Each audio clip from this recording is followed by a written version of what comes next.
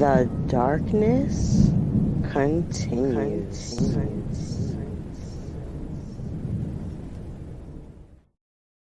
Open your mind. Dark Exodus. Dark Exodus.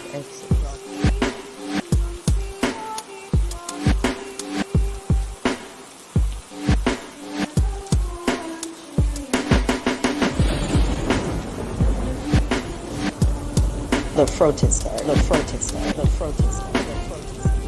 Dark Exodus.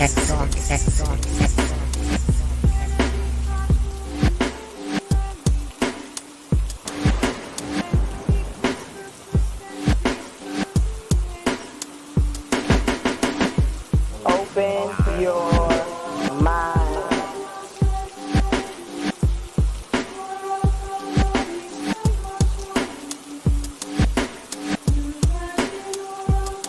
You know.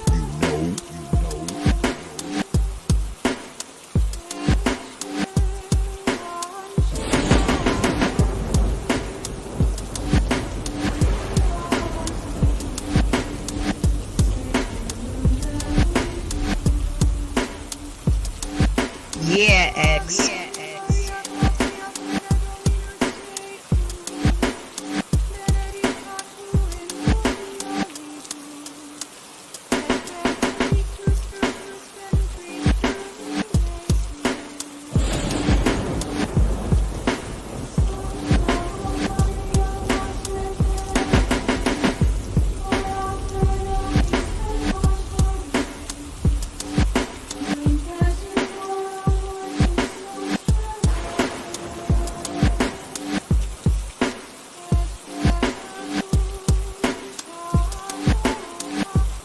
You know.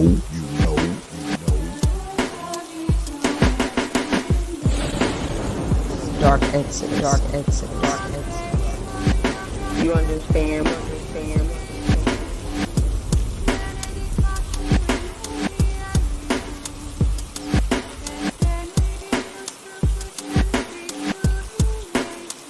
Yeah, X.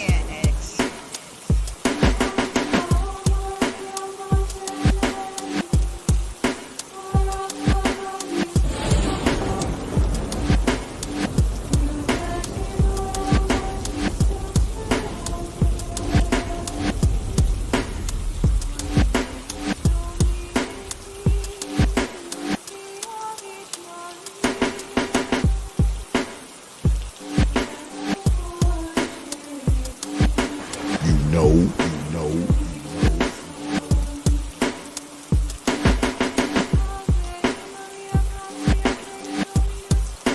You understand?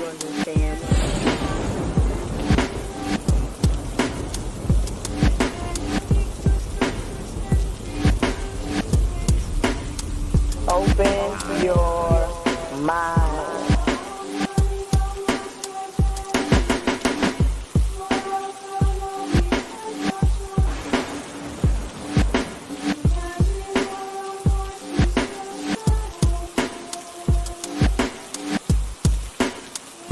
Dark X.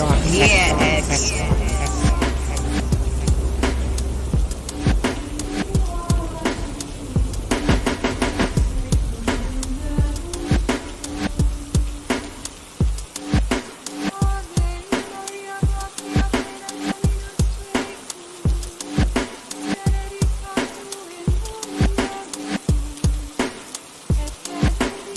You know.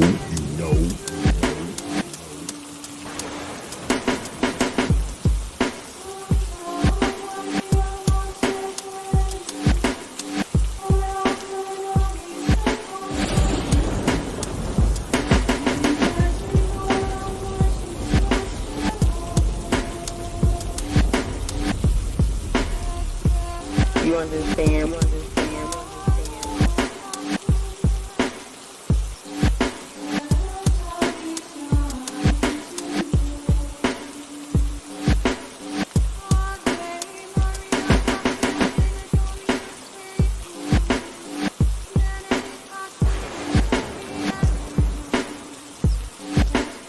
Yeah, X.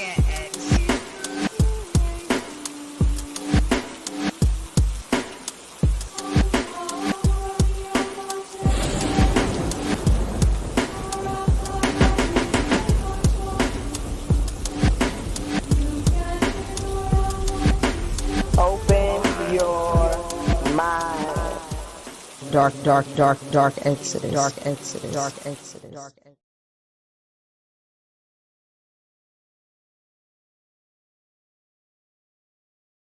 And we are back. Peace, folks, and welcome back to another edition of the Popular Thought Series right here on the old T.P.O.T. YouTube page. I'm your host, X, of course, but you knew that already. That's why your black asses are here. Tonight, special guest in the house tonight. A brother that I find very interesting, the one and only Chaotic Truth, will be here. And we'll be talking about the color culture question. Yeah, because there's been a lot of talk about race and color and stuff like that. So I figured I'd get Brother Chaotic Truth up in here and we will discuss it. And Brother Chaotic Truth, check your email, man. I sent you the link. So it should be in there. I sent it to the Chaotic Truth email. So it's in there. But yeah, tonight we'll be asking the color culture question. But before we get started, y'all know I always start the show with thanking you, good folks, because I understand that you don't have to come here. You don't have to watch these videos. You don't have to share these videos, like them, sub to this channel, or drop your hard-earned pennies, nickels, dimes, quarters, and 50-cent pieces. But for some reason, you good folks choose to do so, man. Night after night, week after week, you are here when you can be anywhere. And I want you to know, man, I don't take you lightly, man. I don't take your views lightly. I don't take your subs lightly. I don't take your sharing lightly. And I definitely don't take you dropping your hard-earned coins on this platform lightly. I never have and I never will. I'm humbled. I'm honored. I'm appreciative. But most importantly, I am thankful for you good folks. All right? All right. So let's get at it without further delay. Let me bring up my folk, the one and only Chaotic Truth is here. How you doing? What's good with it, brother? I'm pretty good. About yourself, man? Been a minute, man. I'm good, man.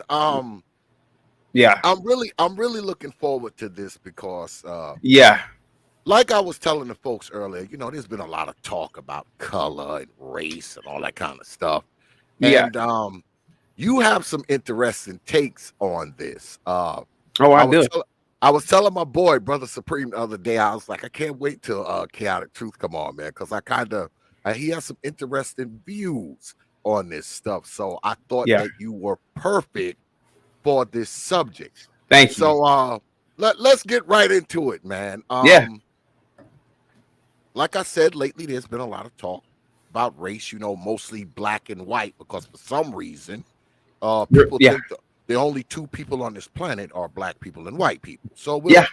we'll just go with that, right? There's only two kind of people on this planet, black and white. So let me ask you, do you think that we as people, To my black people, right? yes, Okay. we as black folk, do we have a tendency to disregard the successes of others, you know, whether it be white people, Latino people, Asian people, people from Mars? Okay. Do we disregard the successes of these people as we kind of relate, or should I say at the same time or simultaneously relating to their failures? Okay. Word the question a little bit. Okay. Reword the question. You said I'm not following that question. Okay. I'll tell you what I mean. Okay. And you'll know what I'm talking about. Okay.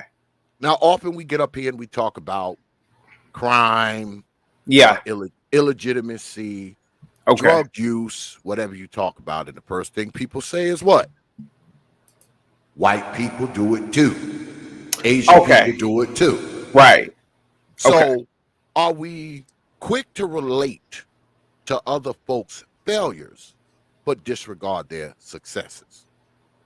Meaning that, so so for example, when we are critiquing ourselves in terms of the Black community, and when somebody like me says, well, there's a lot of single motherhood in the Black community, and then somebody says, well, there's a lot of single motherhood in the white community too. So you mean, so is that what you're saying here? Yes. Okay. Yes. I despise that argument. I hate when people say that shit. I hate when people say, well, there are some women that are whores that are Jewish. There's some, okay, well, maybe there is, but let's be completely honest. When we speak of other communities, we cannot relate their failures to ours because their failures are shunned in their community. Their failures are not paramount. They're not identified by their failures because their failures are not a part of their overall culture. And that's what we have to stop doing in terms of playing games. Yes, are there individuals who are white trash? Of course it is. Are there white single mothers? Of course it is. But you know what else white people do great? They maintain their community. You know what else they do great? They typically have nuclear families. Do you know what else they've done? They've built society. Because you know why? We're not rushing to go back to Black countries. Everybody's rushing to get to their countries. So regardless, if we are critiquing ourselves and we say, well, if white people do it, so what if they do it? But they also build and maintain society. So yes, we have to stop that. Oh, well, everybody else is doing it. Well, yeah, but they still are building. They still are producing, which we are not. They still are maintaining infrastructure. We are not. You go to a white country, look at the difference between a country like, let's say, for example, let's say UK versus a country like Liberia. Yes, is there trash in Liberia? I mean, is there trash or trashy people in the UK? Of course it is. But you can't compare the failures of UK and Liberia. They're not on the same scale because people in the UK have a higher standard of living, period. So yes, they can afford to have some trashiness in UK, but Liberians cannot afford to be trashy. That's the difference. If that makes any sense, Prophet of Thought. Okay. Sorry for blacking out. You know how I get, man. When we talking about No. That's why you're here. That's why you're here.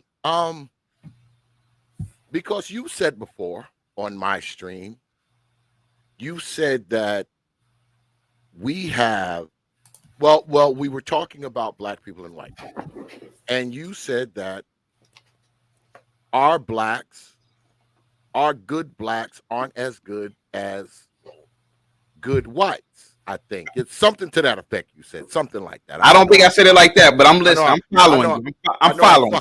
I know I'm fucking the quote up, but we haven't talked in a minute, but it's fine. It's fine. I'm following. Yeah. You said something about the best whites are better than the best Blacks, something like that. You said, all right, and I challenged you on it. I was like, well, what do you mean, So if you can remember that, because I don't think we ever got to the bottom of it. I don't think we had other people on and shit. I remember having a lot of people on, which I really do not like. Not saying it, I'm not, saying about the last time, but I don't like big panels because of that reason, because you cannot convey a message. Yeah. And I never got a chance to really ask you, to kind of figure out what you meant. So for example, right? Are you familiar with Neil deGrasse Tyson, right? Yes. Neil deGrasse Tyson is one of the most famous scientists on the planet. He's in terms of the Western Hemisphere. He's a Black man. He's an astrophysicist. He's an astrophysicist. Now, is he known for any scientific work? No, he's not. But he is known for popularizing science by by remaking Cosmos, by speaking events, particularly being on the Joe Rogan Experience. So he's famous. Okay. I challenge black people right now to name me 10 other scientists. Now, Neil deGrasse Tyson is just as smart as any other white astrophysicist. But the difference is that we don't have as many Neil deGrasse Tysons in our race. So I don't think I said that the smartest black is not on the same intelligence level. It's just that the white race or the Asian race appears to have more of these people in their race per capita. Because, I can name about 10 astrophysicists who are black, but there are probably only about 20 black astrophysicists in the United States of America, whereas there might be hundreds, if not 1,000 whites.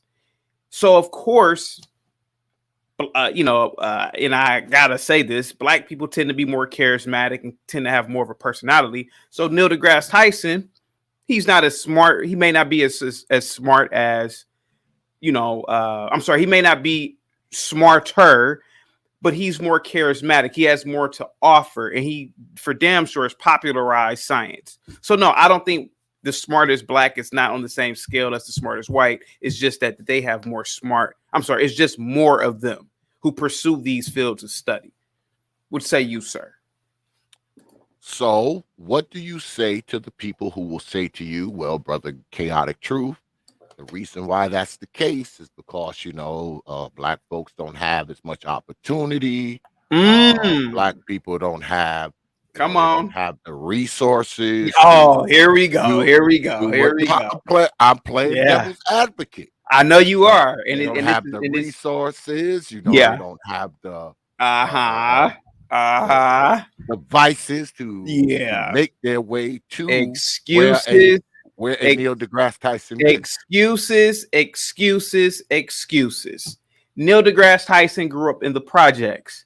Neil deGrasse Tyson, though his parents were married, Neil deGrasse Tyson did not grow up wealthy. Neil deGrasse Tyson, his parents, they were decent parents. They provided a conducive lifestyle for him and his siblings to pursue knowledge and information. But here goes another thing.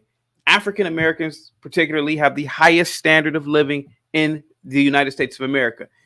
They've had the highest standard of living out of all the Africans in the diaspora since slavery, since the end of slavery. We have free access to education up until we're 18. We have free libraries everywhere. And now, for the past 20, 25 years, we've had the greatest invention of all time, the internet. The internet allows you to learn and to seek knowledge at an exponential rate. We have more access to information now than previous presidents did 100 years ago, maybe even 70 years ago, maybe 50 years ago. We know more now than a president did 50 years ago.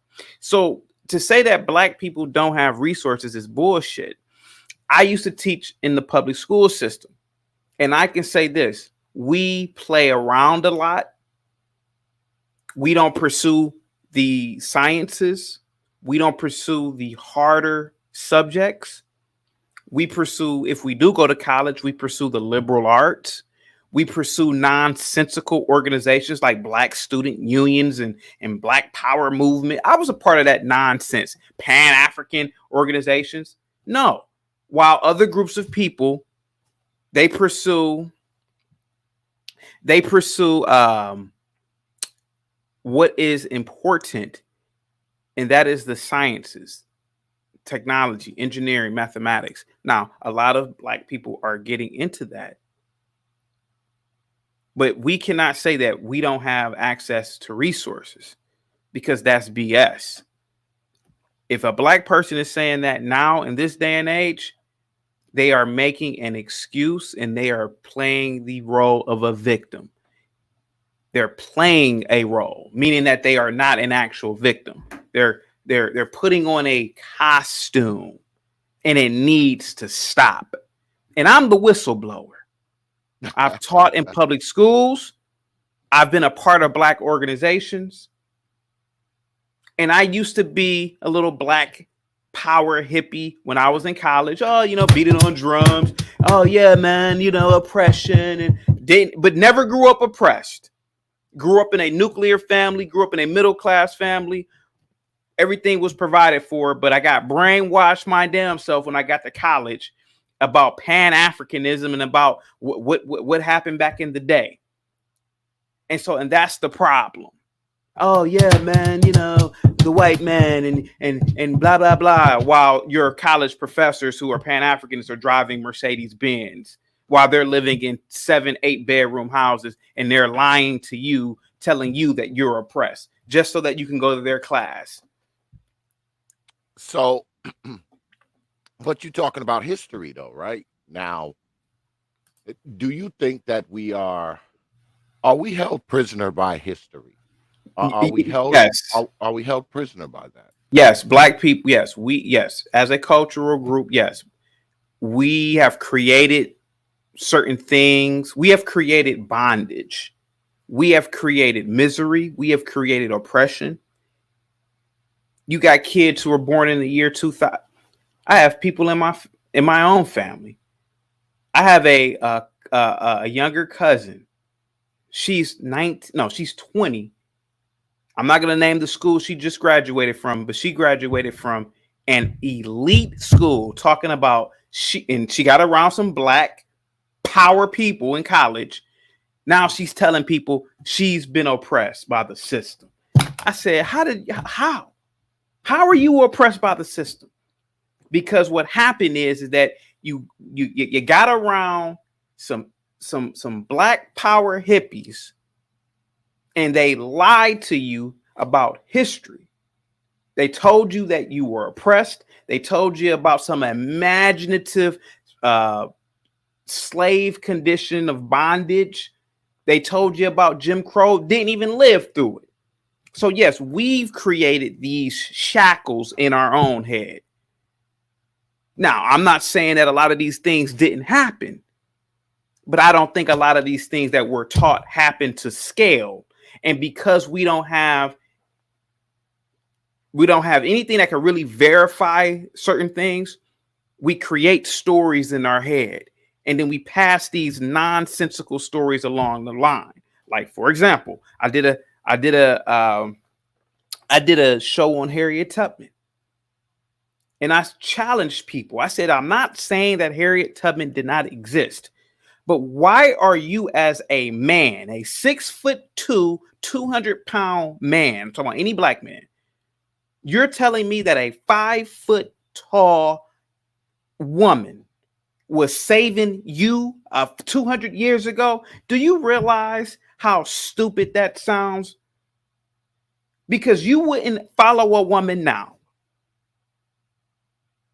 Women right now don't even like walking around a block for exercise, but you're trying to tell me that this 5 foot tall woman with an Elmer Fudd musket was traversing through the wilderness and just saving slaves and fighting people. Stop it. But think about how many people believe this nonsense. And so if you believe that nonsense, what else will you believe? Go ahead, sir. You got the floor. So you don't believe there's no truth to the Harriet Tubman story? I believe that the Harriet Tubman story is not accurate to scale, meaning it's not accurate to the information that we were told growing up, that she freed all these slaves, that she was just traversing through the wilderness, fighting the white man, fighting with her gun, with her shotgun.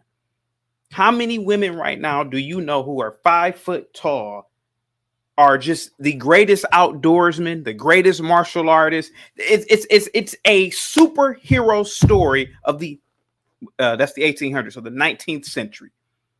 All that's just a superhero story that we were told, and people forgot that it was just a story. No, well, I don't believe it. I will. Okay, I'll give you that argument. I'll give you that argument. So why? Why, if you say that this stuff is it's a myth, it's not true, it's a half truth or whatever you want to call it. Why do you think that is? Why would we have to have these stories told that aren't true It and goes have back to your original question, sir. Why are we why do we have this history, or why do we relate things back to history? I think that's what you just asked me, right? yes. Okay. Yes. One of the best ways to enslave, I'll give you a perfect example.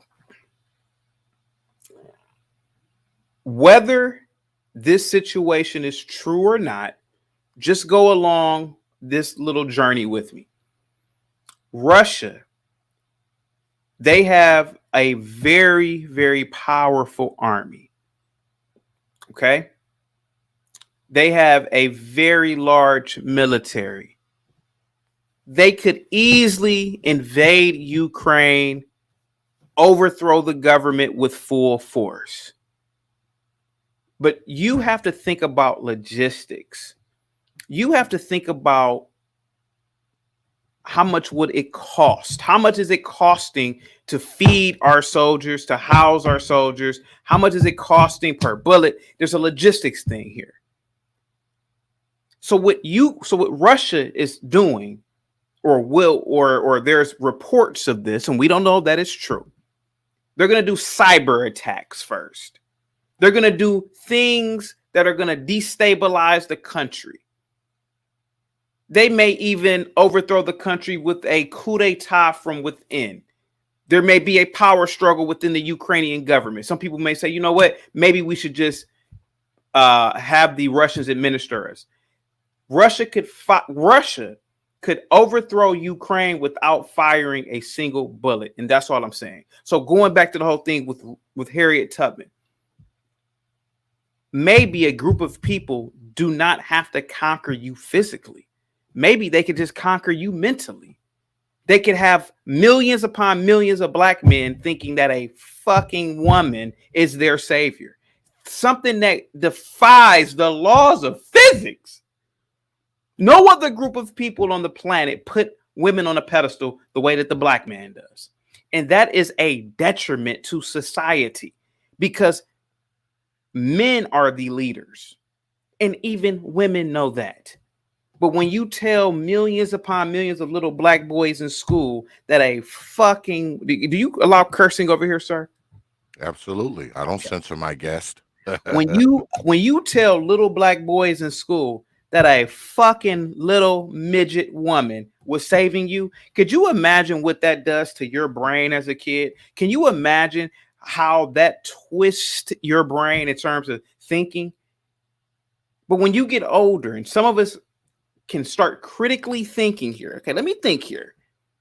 How many women are strong physically? How many women are outdoorsmen? How many women, when you start really thinking as an adult, which I think a lot of black people should start fucking doing, you start saying, wait a minute, the Harriet Tubman story doesn't even make any damn sense from a practical view of it. Because look at women now. Black women don't want to get their hair wet now. Black women don't want to walk around a damn block, let alone walk 3-4 states alone with wild animals. What does she eat? So we have to start asking questions. Why are people telling us that we were this? Why we were slaves? We were this. There are people out here that are trying to conquer you. In my opinion, the Democratic Party is trying to conquer black people. So that's probably go into that. Go into that. What do you mean? That's probably why, for example, I did a video on Joe Rogan. I've been listening to Joe Rogan for 13 years. 13 years, Prophet. Listen, I was watching Joe Rogan when Joe Rogan was in his living room and he was just camming up on an old camera. And when that shit came out about him being racist from the fucking liberal left, I said, I bet you they're going to try to get some niggas to go against Joe Rogan. And sure enough, they did. But one thing I will admit, Joe Rogan had so much support from the black community. It's because there are a lot of critical thinkers and there are a lot of people who've been following Joe Rogan from day one who know that Joe Rogan does not have a racist bone in his body. Then you get NDRE up there. I don't want to say it because I don't want to disrespect women, but you get NDRE up here, somebody we haven't heard from in 20 years, talking about Joe Rogan is racist and Joe Rogan uses the N-word. Well, NDRE, where the fuck are you at when black men are using the fucking N-word every fucking rap song? And that's the problem. We are a hypocritical ass race. We use history as a clutch based on fantasy. And that's the problem. That's the problem. And then the liberal left will present Joe Rogan as a racist, and he's not a racist, trying to convince blacks. And then you get dumb blacks who don't watch Joe Rogan. Hey, he racist, man. He made a Planet of the Apes reference. Well, if you've been watching Joe Rogan for 13 years, he has had doctors and scientists and theorists who have postulated that we are not only apes, but he's had people. His logo was an ape 13 years ago. His not dumbbells, but his kettlebells were apes. He calls himself an ape all the time. That's why I say we have to start critically thinking and fuck history as black people. Go ahead. I'm sorry. So I'm blacking out. No, you got it. Well, the reason, like you said, the reason why they're saying he's a racist is because, he said the word nigger, quite a few times, and he said the ape thing. So let me ask you this. Go ahead.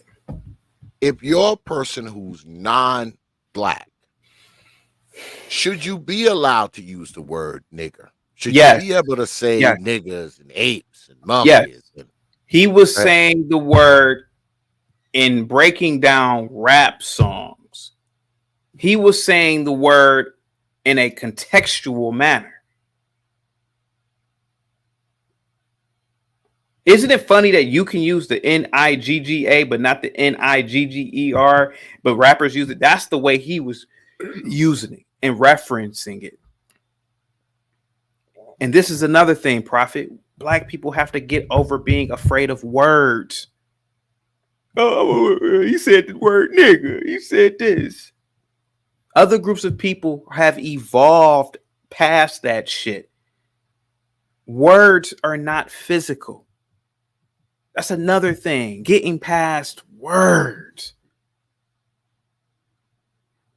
Higher evolved, intelligent people do not care about words. Hey, chaotic, you're a dumbass. Okay. What the fuck that got to do with me? That's all I'm saying, Prophet. So is it as simple as that, though? Is it as simple as, because we get really bent out of shape when we hear others use that word. ER or A at the end to me is just stupid. It's the same shit because you hear the ER and the A from black folks. I've heard I be in New York City from time to time. I hear Asians using it. I hear Latinos using it. I even hear white boys calling each other nigga and nigga. Yeah. So I mean, we try to make that word somehow. I guess it's we defang it when we use it, right? When we use it, we've defanged the word. We've taken control of it. We've I don't know, made it our own, and we have exclusive rights to it, I guess. To me, that doesn't make any sense at all. Because I don't think that because we use the word and we claim we use it as a term of endearment, but that's the first thing that comes out of our mouth when we get mad at someone.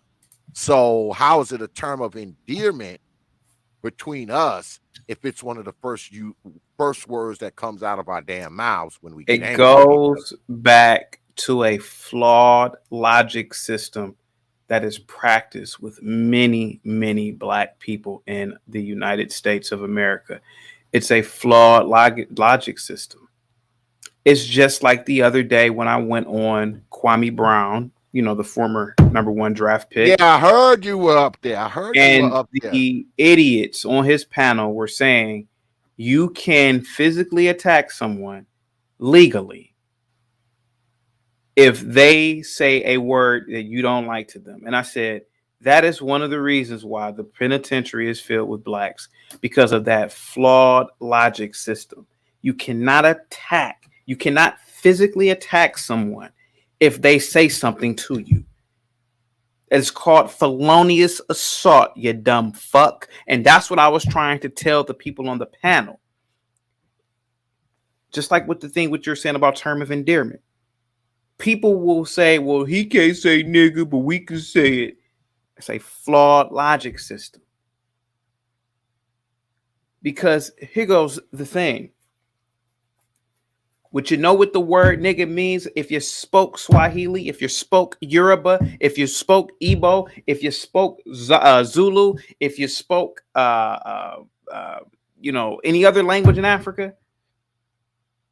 It's this logic of we can say it, but y'all can't say it. It's dumb Black logic. And I'm not saying all Black people think like this, but large numbers of Blacks have this idiotic way of thinking. And that is why other groups of people are just going forward and just evolving. Think about the most prosperous people on the planet, the Japanese, the Jews. They don't have time to worry about fucking words. They just don't. They don't. They are evolving constantly as a culture. I'm using those specific groups. They're not as violent as other groups because they have gotten past idiotic thinking. They have. I'm sorry. It's just, and I know people are like, man, I'm a chaotic guy, man. You always offending me. But he's a coon. He's a coon. He's a coon, man. I can't stand him. And I know, and I know it hurts. But these are the truth. If you study the Japanese, if you study the Jews, and you say, why are these people, why is it that if you look at their culture, 50-60% of their culture is just absolutely successful.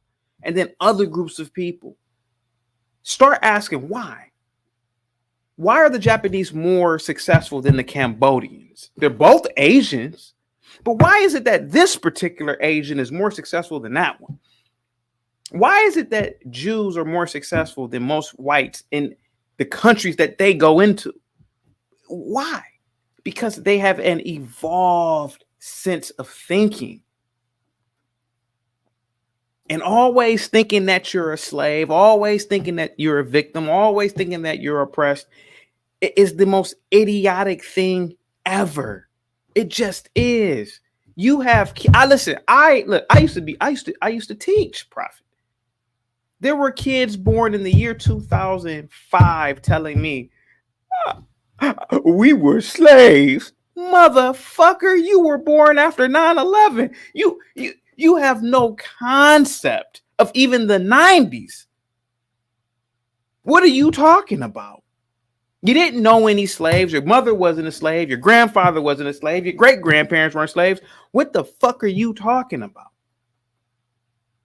With your free education, your free libraries, your high standard of living in this country, you could be anything in this country. Why are you saying that? Because that little boy has watched some TV program, some we shall overcome nonsense, being brainwashed by idiots, Pan-Africanists, a lot of them, who are telling him that he's a slave, who's telling him that he's oppressed. And those are just not facts. They're not true. You're not oppressed.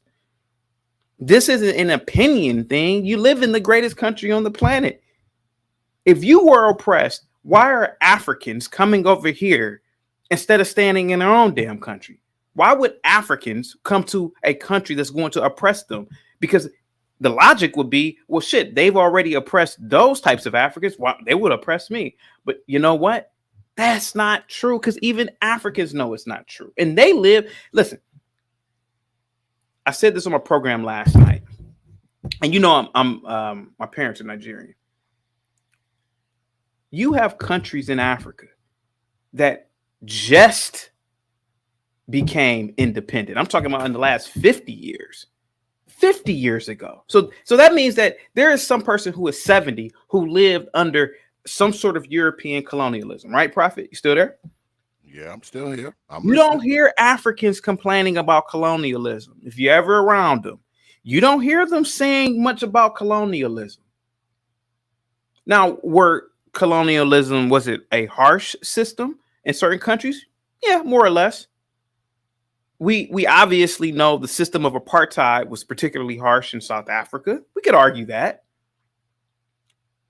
But the African American is the only African that I've ever been around that constantly says, I'm a slave. Nigga, you were born in 2007. What are you talking about? With your wealthy African ass. You know what? Because you make more than my cousins in Nigeria do. 10 times. You know how much the average Nigerian makes profit per month? What about $5? 40 US dollars. Wow. 40. Wow. You know how much the average Liberian makes per month? About $18. That's the equivalent. But you know how much the average African American makes per month? And 7, 8, 900,000. We're not even going to talk about the elite blacks. We're not going to talk about the middle class blacks. We could just talk about poor blacks. Poor blacks make 10, 20, 30 times more than the average African. And so when people come on my platform, or when I go to different platforms and I say these things, oh, chaotic, that's not true. That's not true. While you're sitting there on your $80 a month Wi-Fi, your $2,000 computer, your $50,000 car in the driveway, inside your 4-bedroom house in your oppressed ass country. Stop it. Yeah. Because you watched 12 Years a Slave. Oh, by the way, the actors and actresses in the movie are probably worth $1 million or $2 million. Stop it. They wouldn't be worth $1 million or $2 million in any of those low budget Nigerian films. Yeah, I'd have to. I'm blacking out over here, Prophet. This is a great show. Sorry. I'd have to agree with you there. But people will say, well, you know, Brother Chaotic Truth, you know, we just can't disregard our color. We can't just not think about being black. We can't just, and that's why we are behind. We are not a monolith. We are not a unified cultural group. Our color should never define us. But it does, right? And that's the unfortunate thing, Prophet. That the fact that it does for so many blacks. The first thing a black person says, oh man, you know, I'm black, man. I'm fucked up out here.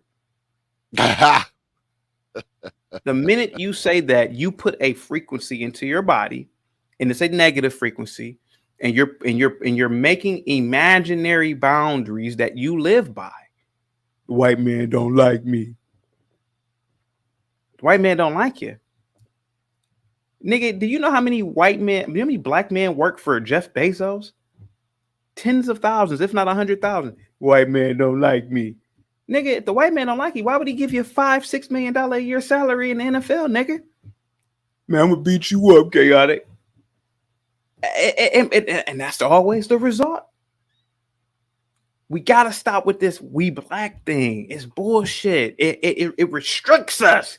It's like my cousin who sounded ridiculous telling people she's oppressed because she's figuring out now that she's black because she's finally got around some black people, and these morons are all brainwashing each other because they've been brainwashed by, and I hate to say this, by a fucking loser. Because I mean, why aren't you a mathematics professor? Why aren't you a professor of a science or something?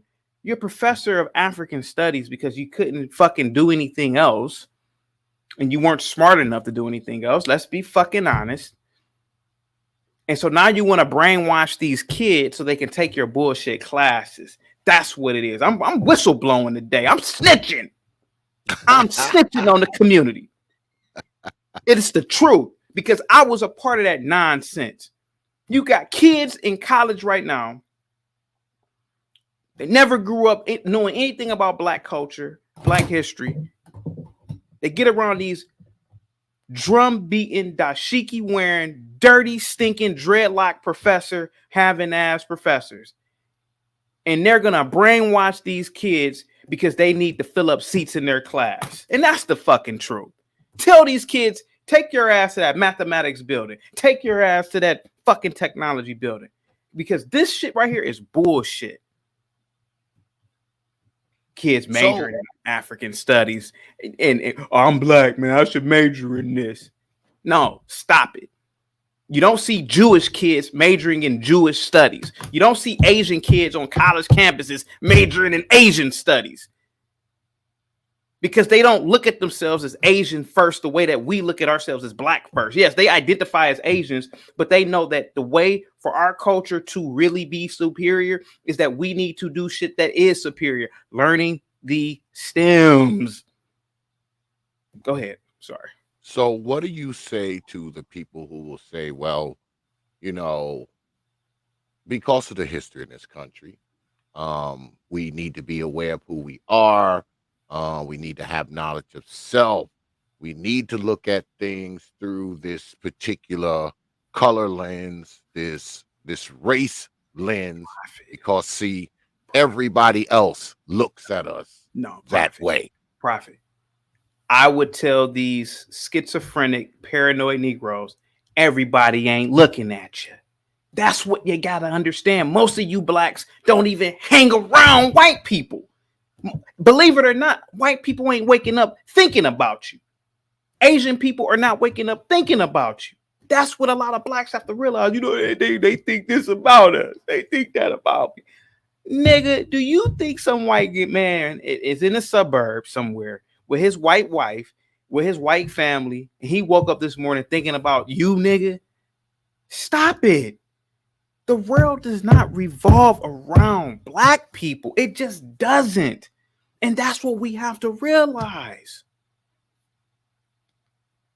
We gotta identify with some people will say, and they've even said it to me, and they've said it here, that white people automatically benefit from white supremacy and the white power structure just by simply being white. Okay. I said this the other day on my live stream.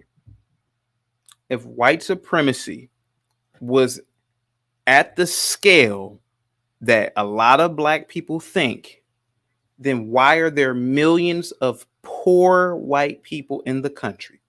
If white supremacy existed at the scale that black people tend to think, and the ones that come up on this panel, if they think it existed at that scale, why are there tens of thousands of, if not hundreds of thousands of black millionaires in this country? If white supremacy existed at the scale in which black people believe, why are the movie industry, Hollywood, you already know about sports, why is it dominated by blacks? Are we forgetting that in the 1990s, the most famous actor was a black man, Will Smith, whom, by the way, was a shitty actor, in my opinion?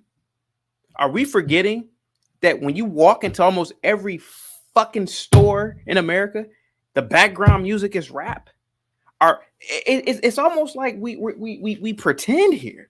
Oh, it's white supremacy. Well, why would in a white supremacist country they would let so many black people become wealthy? Maybe the country is actually really a free country, a free and open country, and you can really do as much as you want to do as long as you don't break a damn law. Just saying. I'm the chaotic truth, man. Go ahead. Well, people are going to say, because I own a small business myself, and I've been told myself that, oh, well, you're just a token. They gotta let some of you black folks own something and do something. And who said that to you? who said that to you? A black person. Not a white person. Not a white person, a black person. Let me tell you something, Prophet. How did I know it wasn't a white person? Because white people, in my opinion, understand that this is a free and open market. I started a t-shirt line in 2012. I was teaching. You know who shot me down? You know who questioned me to death? You know who didn't support me? Black people. You know who supported me? White people. I was selling shirts for $30 a shirt. It was this Jewish lady that I taught with. She said, I'm going to buy 4 shirts from you. I'm going to give you $300. I'm going to give you more than what the shirts are actually worth. Just because I support you. She bought 3 shirts, not 4. Niggas, what your motto of the business? What that shirt mean? What the logo mean?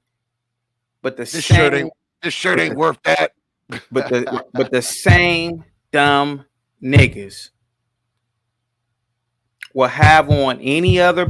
Why should I wear your shirt with your name on it? This was somebody told me, Prophet. This is what a black person told me. Why should I wear your shirt with your name on it? I said, nigga, for the same reason why your black ass wears Tommy Hilfiger. You wear the white man on you. Well, they're an established company. I can't make this shit up. I cannot make this shit up. I can't make this up, Prophet. And then what the worst thing is that black people will look at this video and think that I'm bashing black people. They will think that I'm talking about black people. But I'm not. I'm doing this because I love black people and I love myself. And I think that this needs to be addressed so that we can fix this problem. We create this oppression. Yeah, it seems like most of the time we are more concerned about racism than everybody else is. I think that's a big problem because we often talk about, our color. We always talk about our race. Of course, we always bring up slavery, Jim Crow, the white power structure, et cetera, right? So it seems like to me that we are more concerned with our color than the people we claim who are concerned with our color. Because, and Prophet, I'm going to say this from the bottom of my heart, and thank you for allowing me to express what I'm, because you're really allowing me to say this, and Prophet, from the bottom of my heart, man. Don't hold back. Don't hold back. A lot of black people use the racism ticket because of laziness and because of this idea that we can just blame other people for our own failures. And that's the problem. Prophet, I have multiple bachelor's degrees. I have a master's degree in special education, right? Prophet, I had the opportunity to major in biochemistry that would have led me to medical school. You know why I didn't do it? I chose the easy way out. I chose easy liberal arts degrees like most people do, even white people do. But people will sit back and blame whitey for their problem. No, The reason why you're not a cardiologist is because of you didn't pursue it. The white man wasn't at the biochemistry lab saying you're not gonna do this, nigger. No. We gotta stop. I'm not saying that racism does not exist. I'm not saying that. But what I am saying is that if racism existed the way that it is presented on these content creating shows or in the movies, you would not have so many black engineers, doctors, politicians. So I mean, you wouldn't have this. And this is nothing new. The other day, I read an article about the new Fresh Prince of Bel-Air show. You are aware that they redid they've redone the show, right? Yeah, I saw it. It's a reimagining. It's a reimagining, right? The article, I'm not going to watch the show. The article that I read was talking about the representation of dark-skinned actors in the show. They said, "Oh, this is groundbreaking. The Banks family is dark-skinned. This is groundbreaking for television." I said, look at these race-baiting, liberal, dark-skinned actors are nothing new. But what they're doing is that nope, they know that blacks aren't going to do the fucking research, and they're going to say, "Oh yeah, man, yeah, wow, yeah." They're going to bring up this nonsensical topic of race again. The most famous black actors 60, 70, 80 years ago were dark-skinned black men. Are we forgetting Sidney Poitier? Are we forgetting Bill Cosby? Are we forgetting Lou Gossett Jr.? They're constantly trying to play this race card because you could make a lot of money off of it. Oh yeah, the family's all dark-skinned. Well, what about the all dark-skinned family on Good Times? What about the all dark-skinned Cosby show had most of the cast was dark-skinned. I'm like, what are you talking about? Why would y'all say this in this article? Like this is something new. It's not new. It's not groundbreaking. And we need to stop this race shit.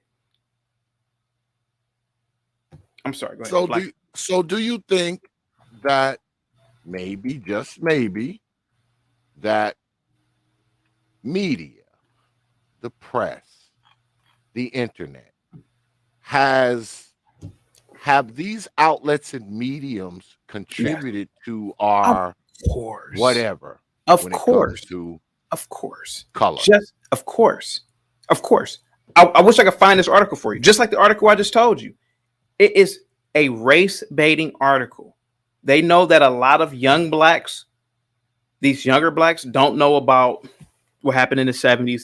We forget that the 70s, 80s, and 90s was a long time ago. We forget that because it goes by so fast, right?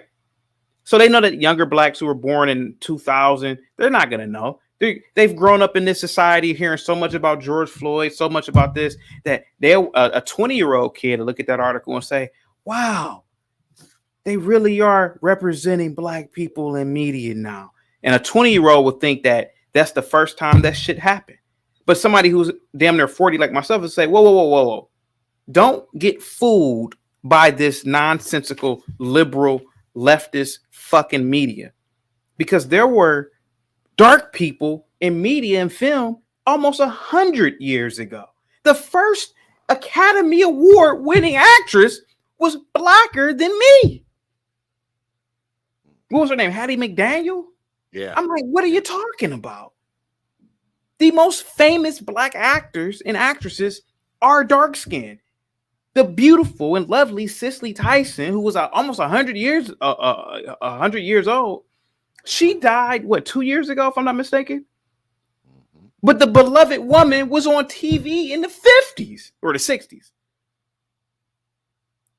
But a lot of 20-year-old black kids won't know this because they won't do the fucking research, and they'll just think, "Oh man, wow, man, that's real cool." We got some representation up in here. I'm like, man, what the fuck are you talking about? The media is trying to trick you, nigga. They're trying to race trick you.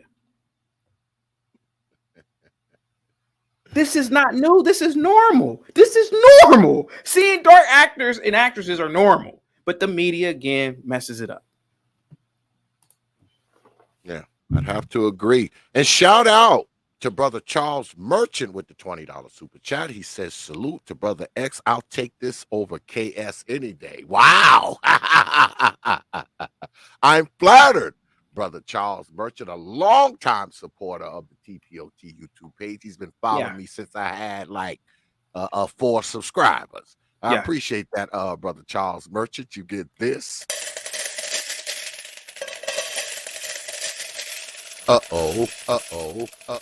big coin drop on this platform.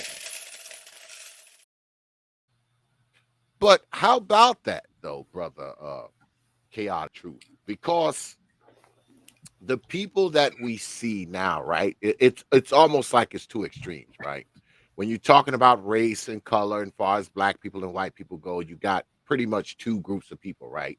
You got the very kind of young millennials, you know, the BLM brigade, and then you got the old folks. You got the Al Sharptons, you got the Jesse Jacksons, right? Those are usually kind of the 2 groups that you're dealing with, right? And both groups are fools. Go ahead, I'm listening. Both. So both groups are fools. I will say this about the Al Sharptons and the Jesse Jackson type, right? Hypocrites. Yeah, they're hypocrites, and their shit is way outdated. They need to get the fuck out the way and let somebody else come up there. Al Sharpton. I'm sorry, go ahead.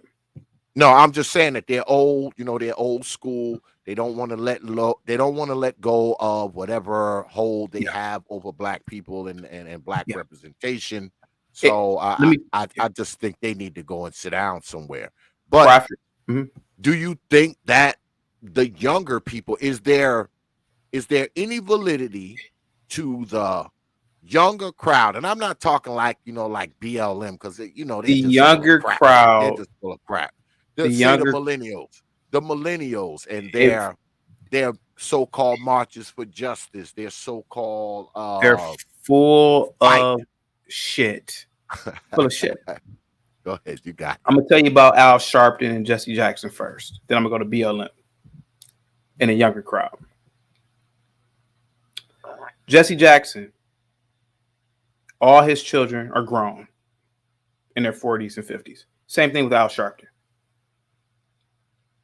Both of these con artists, both of these fools, they couldn't be doctors because they weren't smart enough.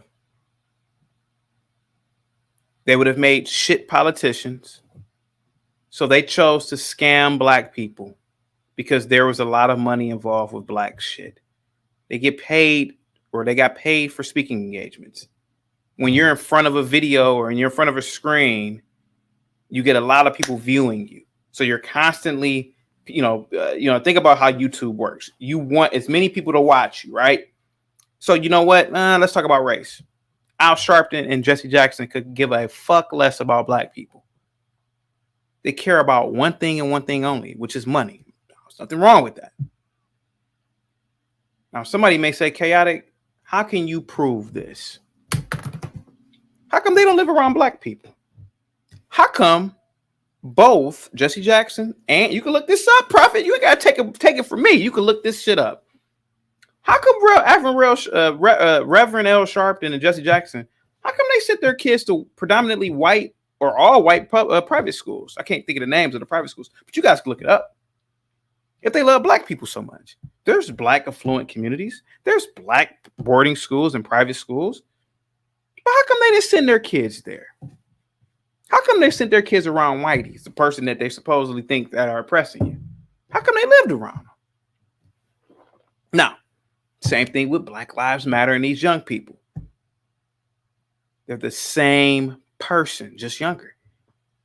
You can look this up, guys. You're going to take my word for it.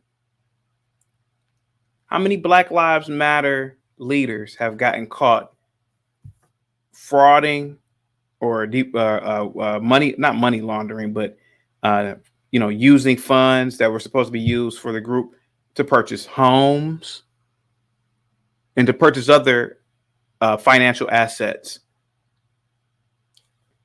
Look this up. But the irony of it is they purchased it in white communities. Well, how come they didn't purchase it in black communities? How come they didn't purchase? Because they are what Al Sharpton and Jesse Jackson would have been if social media and all that shit was out when they were younger. They're all scam artists. You know who really believed in black people? Do you know who really cared about black people? The Nation of Islam and Honorable Elijah Muhammad and Louis Farrakhan. Yes. You know why? Because they created fucking institutions. There are schools that exist now because of the Nation of Islam, University of Islam. That's the name of the damn schools. They build businesses. There's restaurants where I live at that are NOI affiliated through funds from the Nation of Islam. When you build for your people, when you try to create a nation state or infrastructure, that is true black pride. But when you're 400 pounds, like most of these fat ass BLM women marching with their fist up, it's all for show. Doesn't mean anything.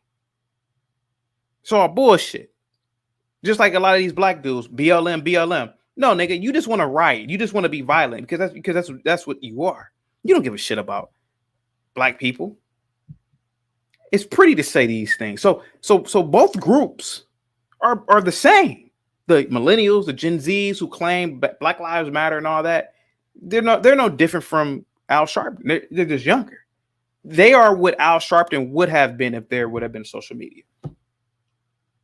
You can have a big outlet now because you have Instagram. Oh, I'm on Instagram right now I'm at the Black Lives Matter rally and I'm here with he got 500 people watching him. So he's like, well, shit, I'm going to get famous this way. And that's how a lot of these scam artists do. You know why I know this too? I went to school with a lot of these people. They're full of shit. So the people in BLM, these younger people who are crying about race, they're crying about this. They just want to get famous. The only black people that should be taken serious about black issues are the ones who are trying to create or creating infrastructure, businesses, etc. If Black Lives Matter would have took all that money and invested and created businesses, restaurants, you know what? This is the I don't know, let's make up a name. This is the Zamunda Garden Restaurant. This is funded through Black Lives Matter. Yeah, of course I would respect them. I don't like the whole push for LBG2, but I would I'm like, damn, Black Lives Matter. Shit, I don't care if they ran by women or not. I like they've created a black restaurant that can generate money, can feed other families, black or if you white, you can work there if you're white. It can feed families, it's doing things for the community, but they didn't. That's the difference. Niggas walking in the street with fucking and I'm so glad you let me cuss. I love cussing. I don't really cuss on my platform, so I'm glad you let me cuss over here. People walking with Office Max cardboards talking about anti-capitalism and oh, I'm socialist and white people are evil, and they got, mind you, white people walking with them too. These people are fucking stupid. They're mentally ill. You ever notice? I don't know how old you are, Prophet of Thought. I'm 37, right? I'm old as hell. Prophet of Thought, let me ask you a question. The Nation of Islam at one point had over 1 million members. The Nation of Islam had schools. The Nation of Islam literally was one of the first organizations to literally take people who were mentally ill, who were off the street, who were drug addicted, and literally transform these people into upright human beings. How do we know this? The perfect example we can use is Malcolm X. He himself said, hey, I was a dope, I was a drug dealer, I was in prison, I was this, that, and the other. And the Honorable Elijah Muhammad took me up and reformed me. The Honorable Elijah Muhammad is never fucking talked about. He wasn't talked about in the history books when I was in school. He wasn't talked about in the history books when I taught. He wasn't talked about in history books when you were in school. Nope. But Black Lives Matter, this nonsense, they talk about it all the time. That's the difference, man. When we talk about race, we have to talk about building and construction. You got black people right now who will say Farrakhan is this, that, and the other. I'm like, Farrakhan has done more for the black community than any black person right now. Prove me wrong. And that's what I say to people. Prove me wrong. Because you know what I can do? I could go to certain cities. I can say, you know what, this restaurant right here, this block is owned by the Nation of Islam. And ain't nobody came and burnt that shit down like your niggas always claim that somebody burning stuff down from the third. They burn our stuff down. Well, how come they don't burn down the Nation of Islam shit? Well, See, could it be? I couldn't be a professor of African studies. They would fire me, kick me out, because I would just keep it real. Yeah, you'd be up out of there. Yeah, you'd be up come out of there. But could it be that, because you spoke of Elijah Muhammad, right? Yes. And I agree with you. I think the NOI probably did way more as far as building up, the black mind frame, the black collective, the black state of being more than anyone else, right? And we never heard of, there is no Elijah Muhammad in the history books. Is it because of how we're educated and the quote unquote black heroes that we are spoon fed? Because who did we learn about in school, right? We learned about Martin Luther King. We learned about, George Washington Carver, et cetera, et cetera. These are the people we learned about in school. We didn't learn about Elijah Muhammad. We didn't even learn about people like Marcus Garvey. We didn't learn about these people in school. I know I didn't. All right. I don't know what they teach in the schools now, but I didn't learn that. So we were kind of spoon fed particular black people to be seen as heroes. Whether it's truth in it or not, we were spoon fed particular things about black people. So when you take these people and you put them, up on a mountain and say, these are the people that are great, that look like you. Yeah. Does that do something to the mind frame of a people? The reason why the Honorable Elijah Muhammad is never talked about in school is for the same reason why maybe there's a lot of Asians that you don't hear about, or Jews you don't hear about in the school system too. The school system, for the most part, has to be neutral, right? So to a degree, one of the reasons why you don't have religion in school is because what if this kid is Buddhist? What if this kid is Krishna? So that's one of the reasons why there's no religion in school, right? I, as an educator, I understand why the Honorable Elijah Muhammad is not necessarily in the school book. You have to teach you have to teach history. And so, for example, you can teach about George Washington. He's the founding father of the United States. He's on our currency. He was the first president. So I can understand why they would put that in the history book. I can understand why they will put they want you to learn about World War II. It's something that blacks, whites, everybody can learn, and everybody has benefited off of. And we did. We're not speaking German, but I think the problem is that you can't put an Honorable Elijah Muhammad in a textbook because it totally is disregarding other groups of people. And I think it's more of a neutral play. Now, it could be some race thing in it. It could be some conspiracy. But I think a lot of whoever makes these textbooks, I think they're more or less considering, okay, Martin Luther King taught equality. And to a degree, that's what this country is supposed to be about. It's a melting pot. We can't put this radical, quote unquote, guy in this book. But it's up to you as the parent to teach your kid at home. And that's what a lot of parents are not doing and didn't do when I was in school and didn't do when I was teaching. It's up to you as the parent to teach your kid. Listen, when you're in school, you learn all about that nice American shit. But here, this is what happened. The Honorable Elijah Muhammad, Farrakhan, Marcus Garvey, Thomas Sankara in Africa, Jerry Rollins in Ghana. These are the people we're going to teach you about. It's up to you as the parent. But here goes the thing. Black people consume a large amount of TV. When I was a kid in the 90s, I used to go to my friends' houses. It was horrific seeing the grandparents, the parents, just sitting in front of this TV like, and they're watching nonsense after school. Now, my house, my parents are highly educated. They're in the medical field. It was different. So, we had a TV, but TV wasn't, we didn't sit around watching TV, and I haven't owned a TV in 10 years.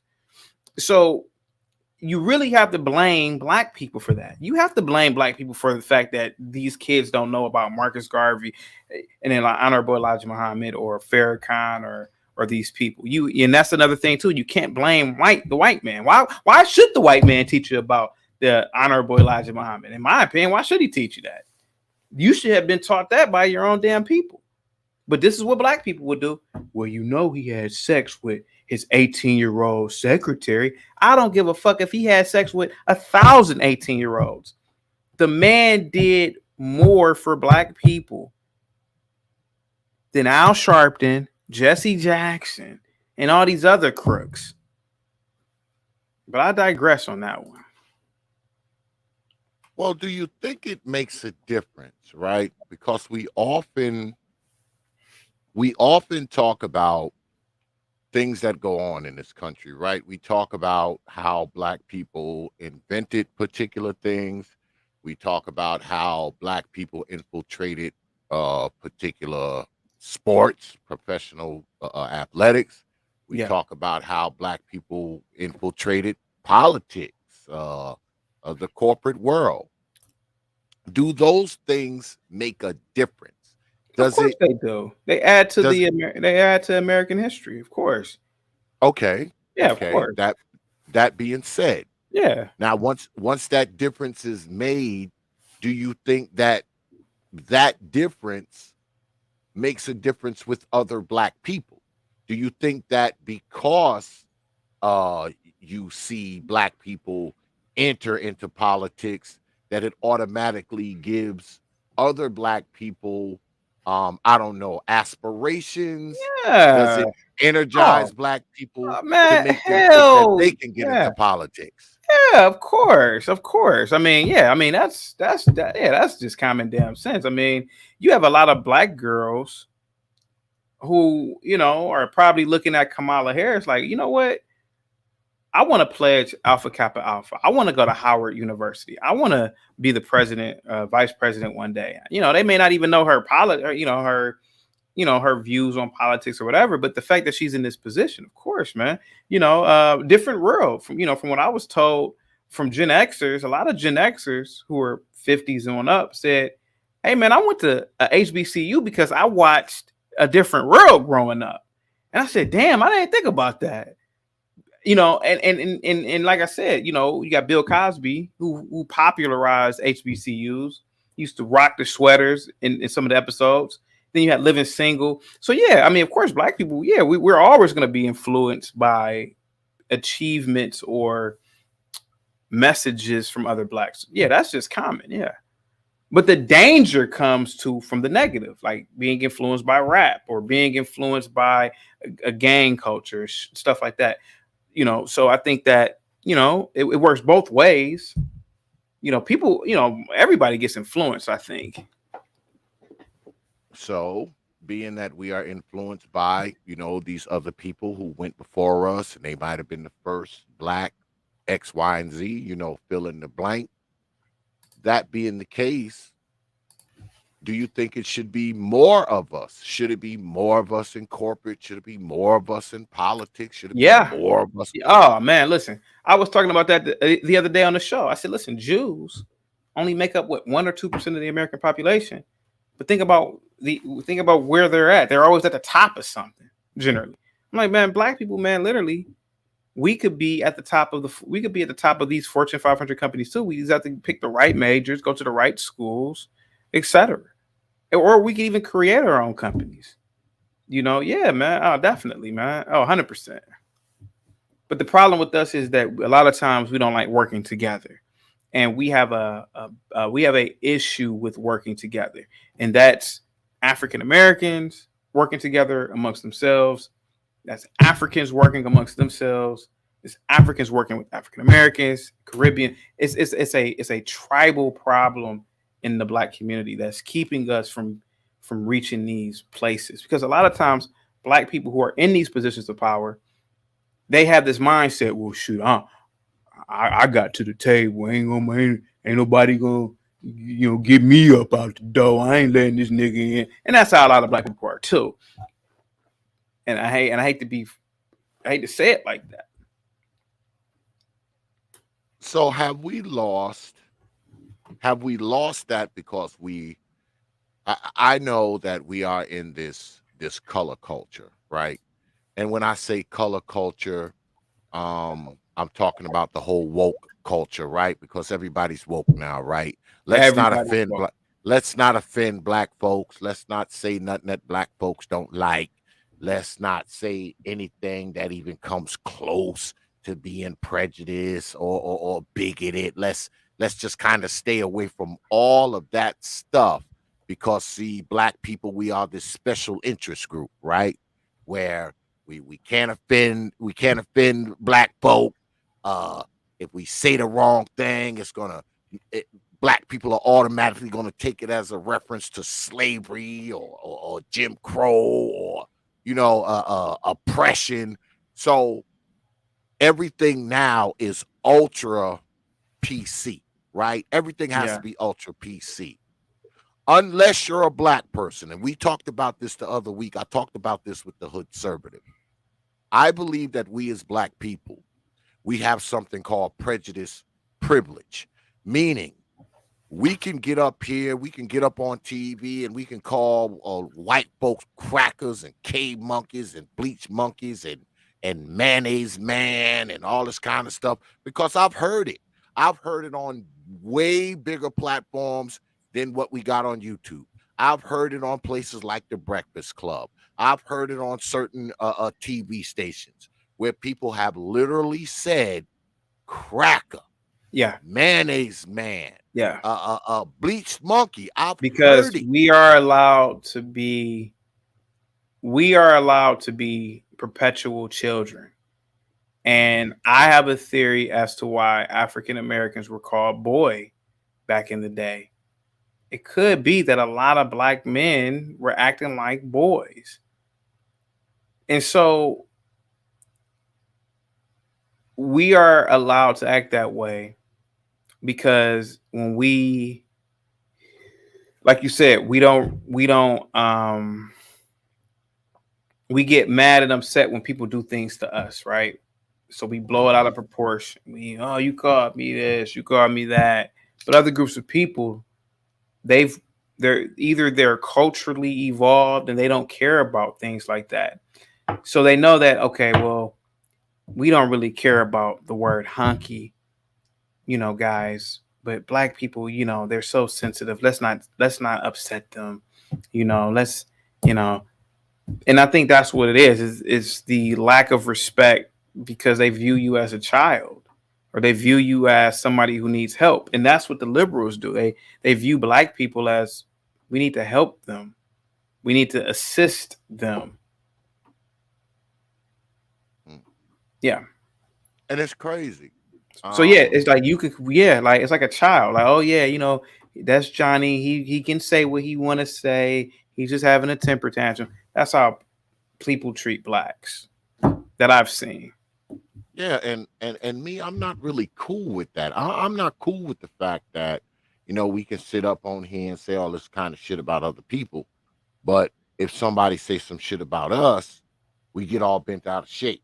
If somebody say nigga, if somebody say monkey, if somebody say this, Mm-hmm. somebody say that, because like I said, we have this quote unquote prejudice privilege. But the prejudice privilege has its limits, Yeah. as we saw with Whoopi Goldberg. All Yeah. right. Black people are allowed to talk about anybody they want except Jewish people. Yeah. You can't talk about Jews. No. Jews control media. They're a very powerful group in this country. You can't talk about them. No. They won't let you because they actually control things. So that's a wrap. You can't do that. But see, that's the thing. They control media, They but they control don't me. have a problem with black people saying all this kind of shit about other people, right? But they will have a problem when these other people say things about blacks. Yeah. Because they will allow black people to say whatever they want as long as they don't say anything about them, right? But they won't allow other people to say whatever they want about black people. Mm-hmm. So there's not a double standard, there's a triple standard, right? Yeah. Black people, y'all can get up there and say whatever y'all want as long as you don't say nothing about us. White folks, y'all can't say anything about black people. Or can y'all say anything about us? So you have this freaking mixture of tenets and structures and rules that people have to follow. Because if they don't follow those rules, the people who are in charge will sit your ass down. So they don't believe in free speech when you're talking about free speech concerning them. But they do believe in free speech when it comes to black folks. And they believe in free speech when it comes to white folks, as long as they haven't said nigger or ape or monkey or anything like that. Now, that's not part of your free speech. So, like I said, there's like this triple standard, man. And what I think often happens is we as black folk, we accept that, right? We accept the fact that we can say whatever the hell we want about people. And we have also leaned into the fact that people can't say anything about us or their asses will be fired or they'll be suspended or they'll be taken off their show, whatever the case may be. They can't say, and they can't even allude to nothing.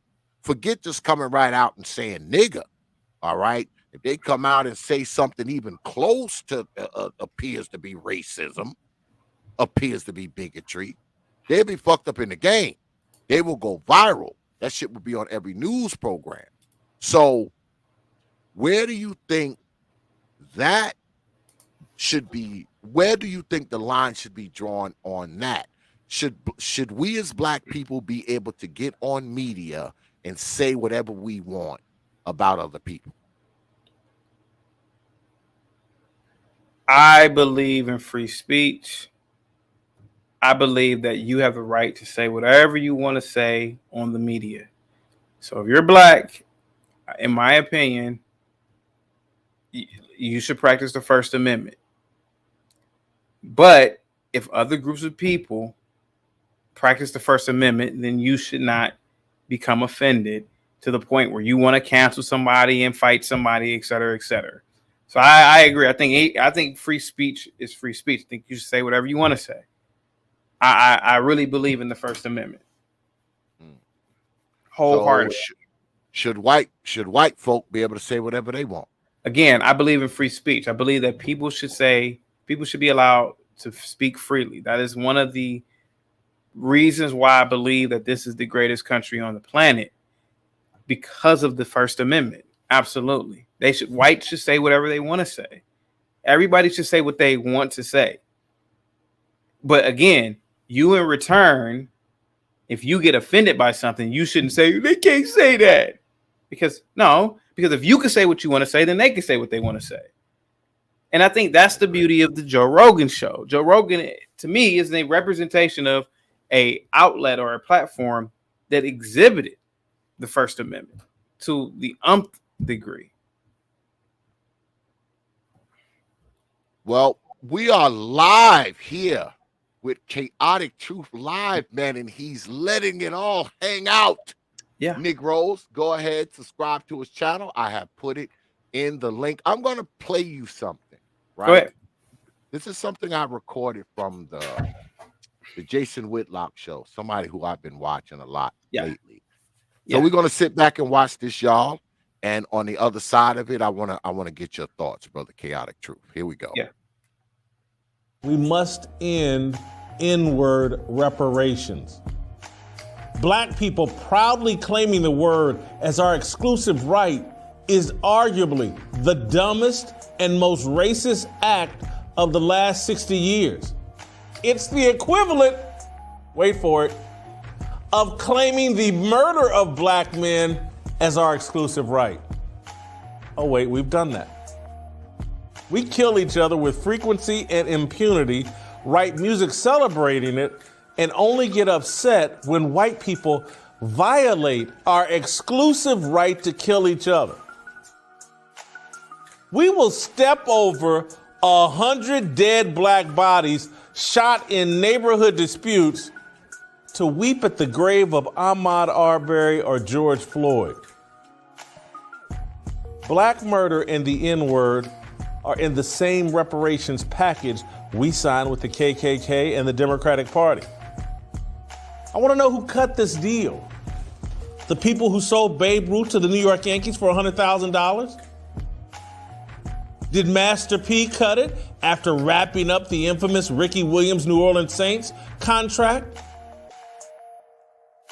Do you know how dumb and or satanic you have to be to argue that the worst word in the dictionary is your exclusive right to use? Or to argue that you've turned that word into a term of endearment, a positive? No one really believes that. Your thoughts, brother Chaotic Truth. Yeah, Whitlock is on point with everything that he said. He broke it down so eloquently. The people that I've come across who restrict freedom of speech for people are black people. You know, we get offended by other blacks, other people who have differing opinions. You can't say that. You can't say that. You know, he can't say it. First of all, it's guaranteed under the First fucking Amendment. And he is right. Why can we use the word nigga in rap and in movies and in common vernacular and then get upset when white people use it? But what Whitlock said is, why do we give it value when they use it? For the same reason why we give value when a black man dies at the hands of a white person. Because we really don't value each other. And I agree with what Whitlock said. He is right. The murder rate is astro-fucking-nomical in the black community. But BLM, the liberal left, they don't care. But when a black person who rarely is killed by whites dies under questionable circumstances from whites, then all of a sudden BLM, you get these fat black women marching. You get these idiotic dudes marching. You get all these people, these athletes commentating on it. But where's all this resistance towards the actual problem, which is the problems within the black community? And this is not local to the African American. It's local to the whole African diaspora. Blacks will treat, in Africa, in countries, they will treat a white man walking in there like he's a god, but will treat their fellow countryman and it's like absolute shit. So Whitlock is correct on everything that he said in that damn video. I totally agree. That's why I recorded it. I was like, I'm going to play this Friday night. Yeah. And he said something really profound, right? Along with, using nigga and all that kind of stuff. Mm-hmm. He said that we will step over the bodies of 100 black 100 black and men. yep, because I have to say this, and I've said this on my channel. This does not stem from slavery. This does not stem from colonialism. Black people have always been like this. And it's because, in my opinion, and people can, this is just my opinion. But we've been a tribal culture for eons. If you go to Africa right now, just go to Nigeria. Prophet, there are over 100 languages in Nigeria alone. Do you know how many languages there are in Africa, Prophet? I have no idea. Over 1,000. Could you imagine how many more languages it was just 100 years ago? It probably was 2,000. The continent was never unified. So when people romanticize, and this is the problem when people say, well, the Jews romanticize, they talk about they past all the time. Yeah, motherfucker, they do. But you know why they can do it and we can't? They're unified, you dumb fuck. They have a unified culture that goes back thousands of years.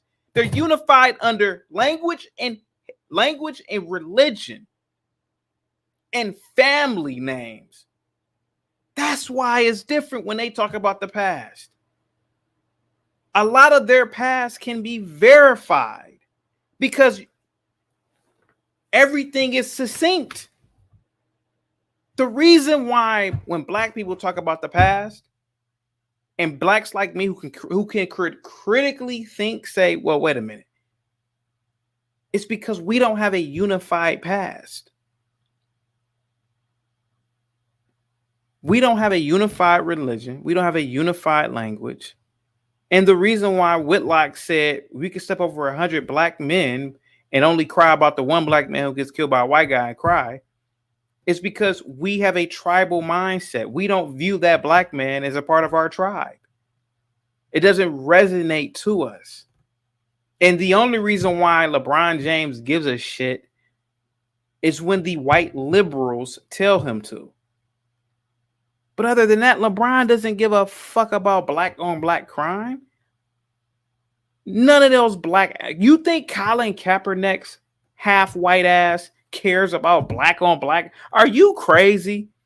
He would never even go to a community with majority black people and just hang out. It's all for show. And yes, I said it. Black people do not generally care about each other. So yeah, Whitlock is absolutely right. Blacks will walk over each other. And as soon as a white person does something, oh, he can't do that. Because what it really is that you love white people so much that when a white person does something wrong that you think is wrong, you can't believe that your deity or your God has done something so wrong. And that's why you cry out. You don't really give a shit about George Floyd. Say it again. Yeah. Say it again. When I'll say it again. Black people don't care about George Floyd. They care about the fact that a white person has done them wrong because they deify white people. Oh, a white person done something wrong to us. That's the problem. But why not address the problem from the get-go? Black on black crime. March for that shit. It's crazy, man, because, piggybacking off of what Brother Whitlock said and what you're saying, it's almost as if we have put white people on such a pedestal that, we're actually saying, how dare you kill us? You supposed to love us. You supposed to, and it's stupid, right? Because you always hear this talk about how evil white people are and how they want to kill us and how bad they are and how bad they treat us. So Why are we surprised when a white person shoot one of us? Of course they shot one of us. They're evil. it's weird because we talk this stuff, right? We like, oh, the white man want to do this to you, and white supremacy, and they out to kill you, and they hunting you, and they doing all this kind of nonsense to black folks. So why the hell we gotta have a 30,000 people march whenever a white policeman kills a black man? That should be expected, right? As evil as they are, I mean, why are we surprised? Why would we be surprised when they shoot one of us? We've talked about how evil they are, and how they want us all dead, and they don't want us in America, and don't want us in their neighborhoods, and don't want us at their companies, and all this kind of stuff. So when they happen to shoot one of us, why are we fucking surprised? That shouldn't surprise us at all, right? We should be surprised when one of us shoots another one of us, right? Because we love each other so much. We are so unified. We are such a great group of people. We're all black, right? We're this one big collective of unification, right? Yeah. So why no marches when these kids are shot? I want to show you something. Go ahead. I want to show you something. This is something that I keep, right? And I keep it for a reason. And the people who follow me, they know what I'm about to show. Y'all know what I'm about to show. So if you don't want to see it, just goddamn it, cover your eyes and shit. Cover your eyes if you don't want to see it, Negroes, because y'all know what I'm about to pull up. I have this thing here. For some reason, I can't get into my shit. What the hell's going on here?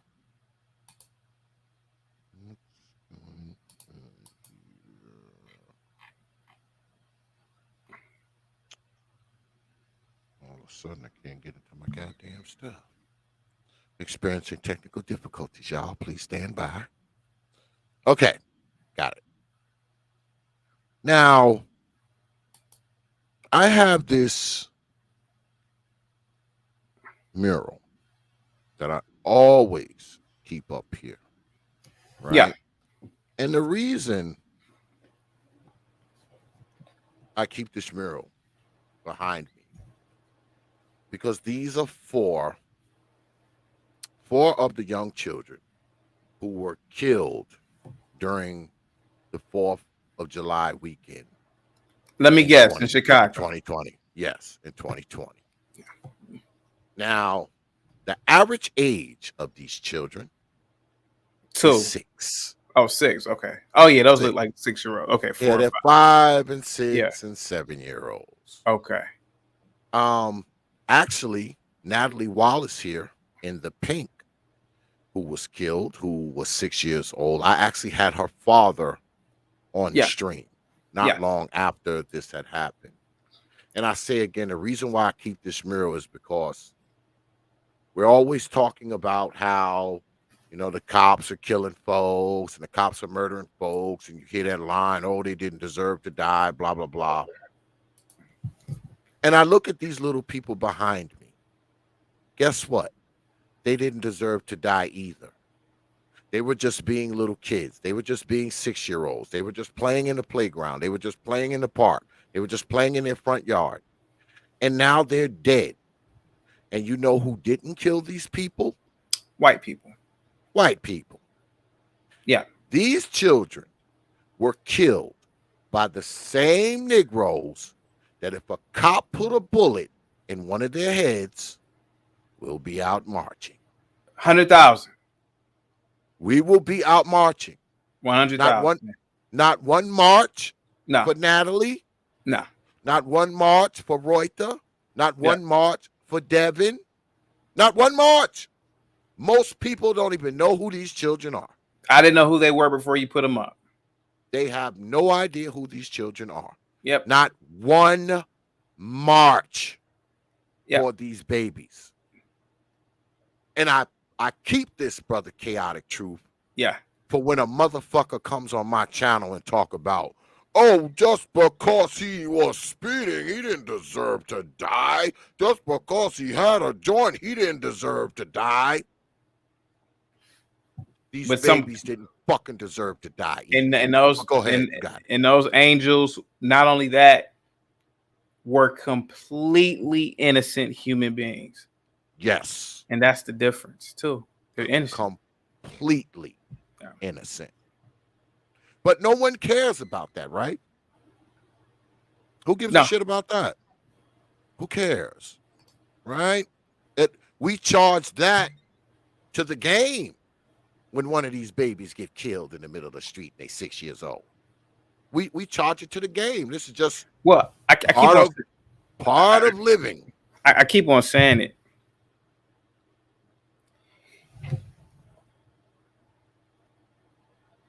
People will say that you or I or other groups of people are Uncle Toms or Coons or this, that, and the other. It's because we do something that our culture does not want to embrace, which is critically think.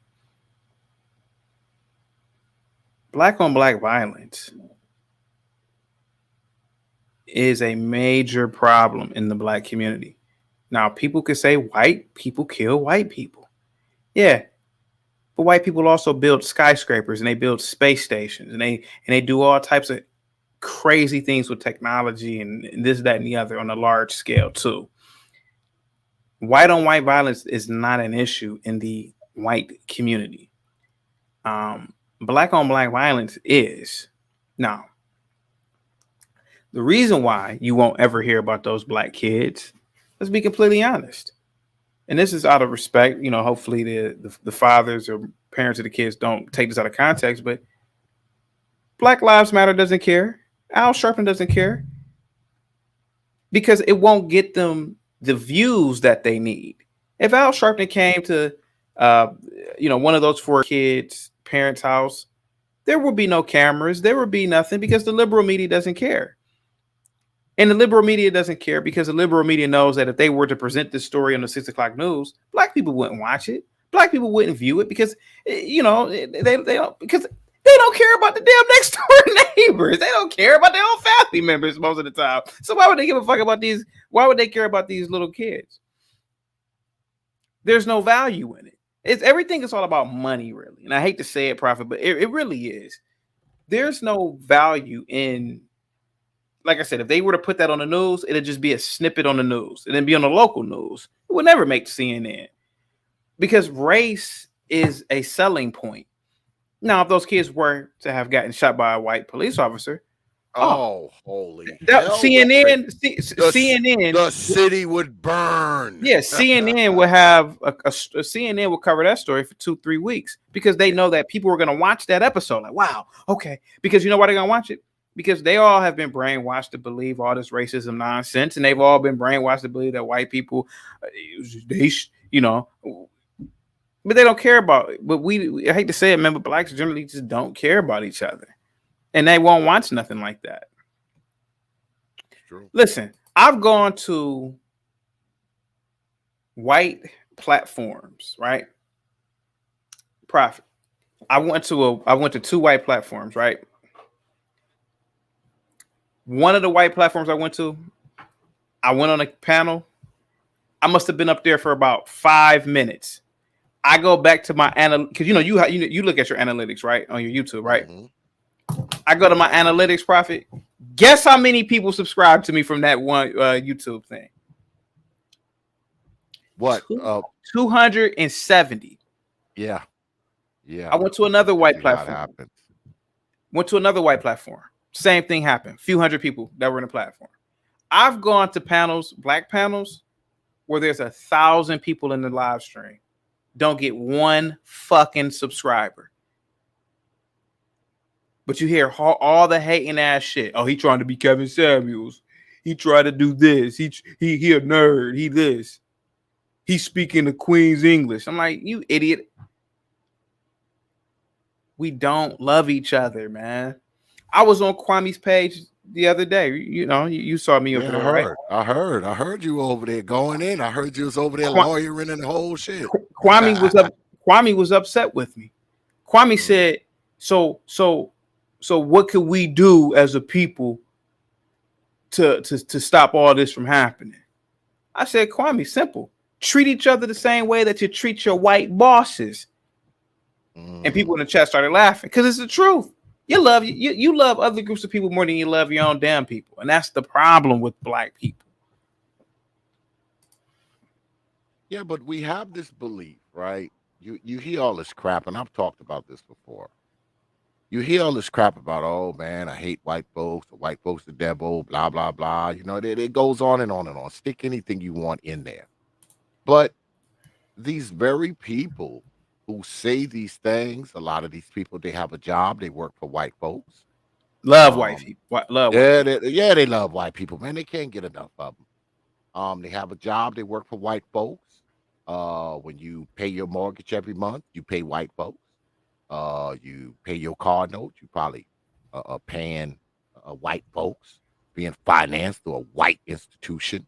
Your electricity you pay for, that's white folks, your gas, your water, all these things, right? Yeah. And I'm of the mind that if you're a person that has such disdain, okay, and so much hate for white people, why would you buy a house that's being financed through a white financial institution? Why I talked about this the other day. finance a car that's financed through a white institution, and so on and so forth? I talked about this on my platform the other day. Black people as a whole, and I'm not just talking about African Americans, they will cry racism, but they know, in fact, they love everything about white people. They love white culture. They love being in white countries. You got Africans who were literally just under colonialism. Most of the time they work hard to go to this very same country that your country was under colonial. You have people, you have people from Congo. As soon as they get some money, they go right to Belgium. They go right to France. You got people in Nigeria. As soon as they get money, they go right to the UK, the former colonizers. Because I have the luxury to say I don't like white people when I'm failing in life or when I'm failing, but I already know. And they love it. And like I said, it's nothing wrong with that. Just like in the black community. You have black people who say all these beautiful things about black history, black culture. Most of my professors in my black studies program that I was in married to non-blacks. Most of the black people who, they beating on drums. Oh, I'm in touch with my ancient African history, man. These locks all over. White girlfriends, it's hypocrite shit. It's a way. Race is a way to make money. That's it. Most blacks don't believe that whites are all evil. And that's what I was trying to say on my panel. Most whites had nothing to do with slavery. I think a lot of blacks know that. Most whites are not racist. And I think a lot of blacks know that. But they will listen. There's this new docu-series called Everything Is Gonna Be All White. You ever seen that? No. I did a breakdown of the trailer. In the trailer's about 2 minutes long. You had a woman there. Her name is Dr. I forgot her damn last. Dr. Painter. That's her last name. She's an old black woman. She's a professor at Princeton University. She's talking about how whites are all ignorant and yada, yada, yada. Prophet, guess who she's married to? She's married to a white man. Of course she is. There was a indigenous TV is right, and I wish niggas would just admit to it. There was another guy there was another black guy. It was a black guy that was on the trailer. He's a painter. Talking about white people. His wife is an Australian white woman. They had Michelle. I think her name is Michelle Cho. She's a Asian comedian. She was married to a white man, but over there dogging. Who's the other? It was one of these BLM black fat women talking about white people. Her wife, her ex-wife was a white woman. And this is what I'm saying. The liberal media knows that there's a lot of money to be made with race topics. So they find people. Yeah, so they find people. Yeah, so they find people to talk about racism, but the very people that they find are all hypocrites. It's the most ironic thing ever. And like I said, just like with these African studies programs, I challenge kids. These very same teachers talking about this African history nonsense and how white people are oppressors and all that.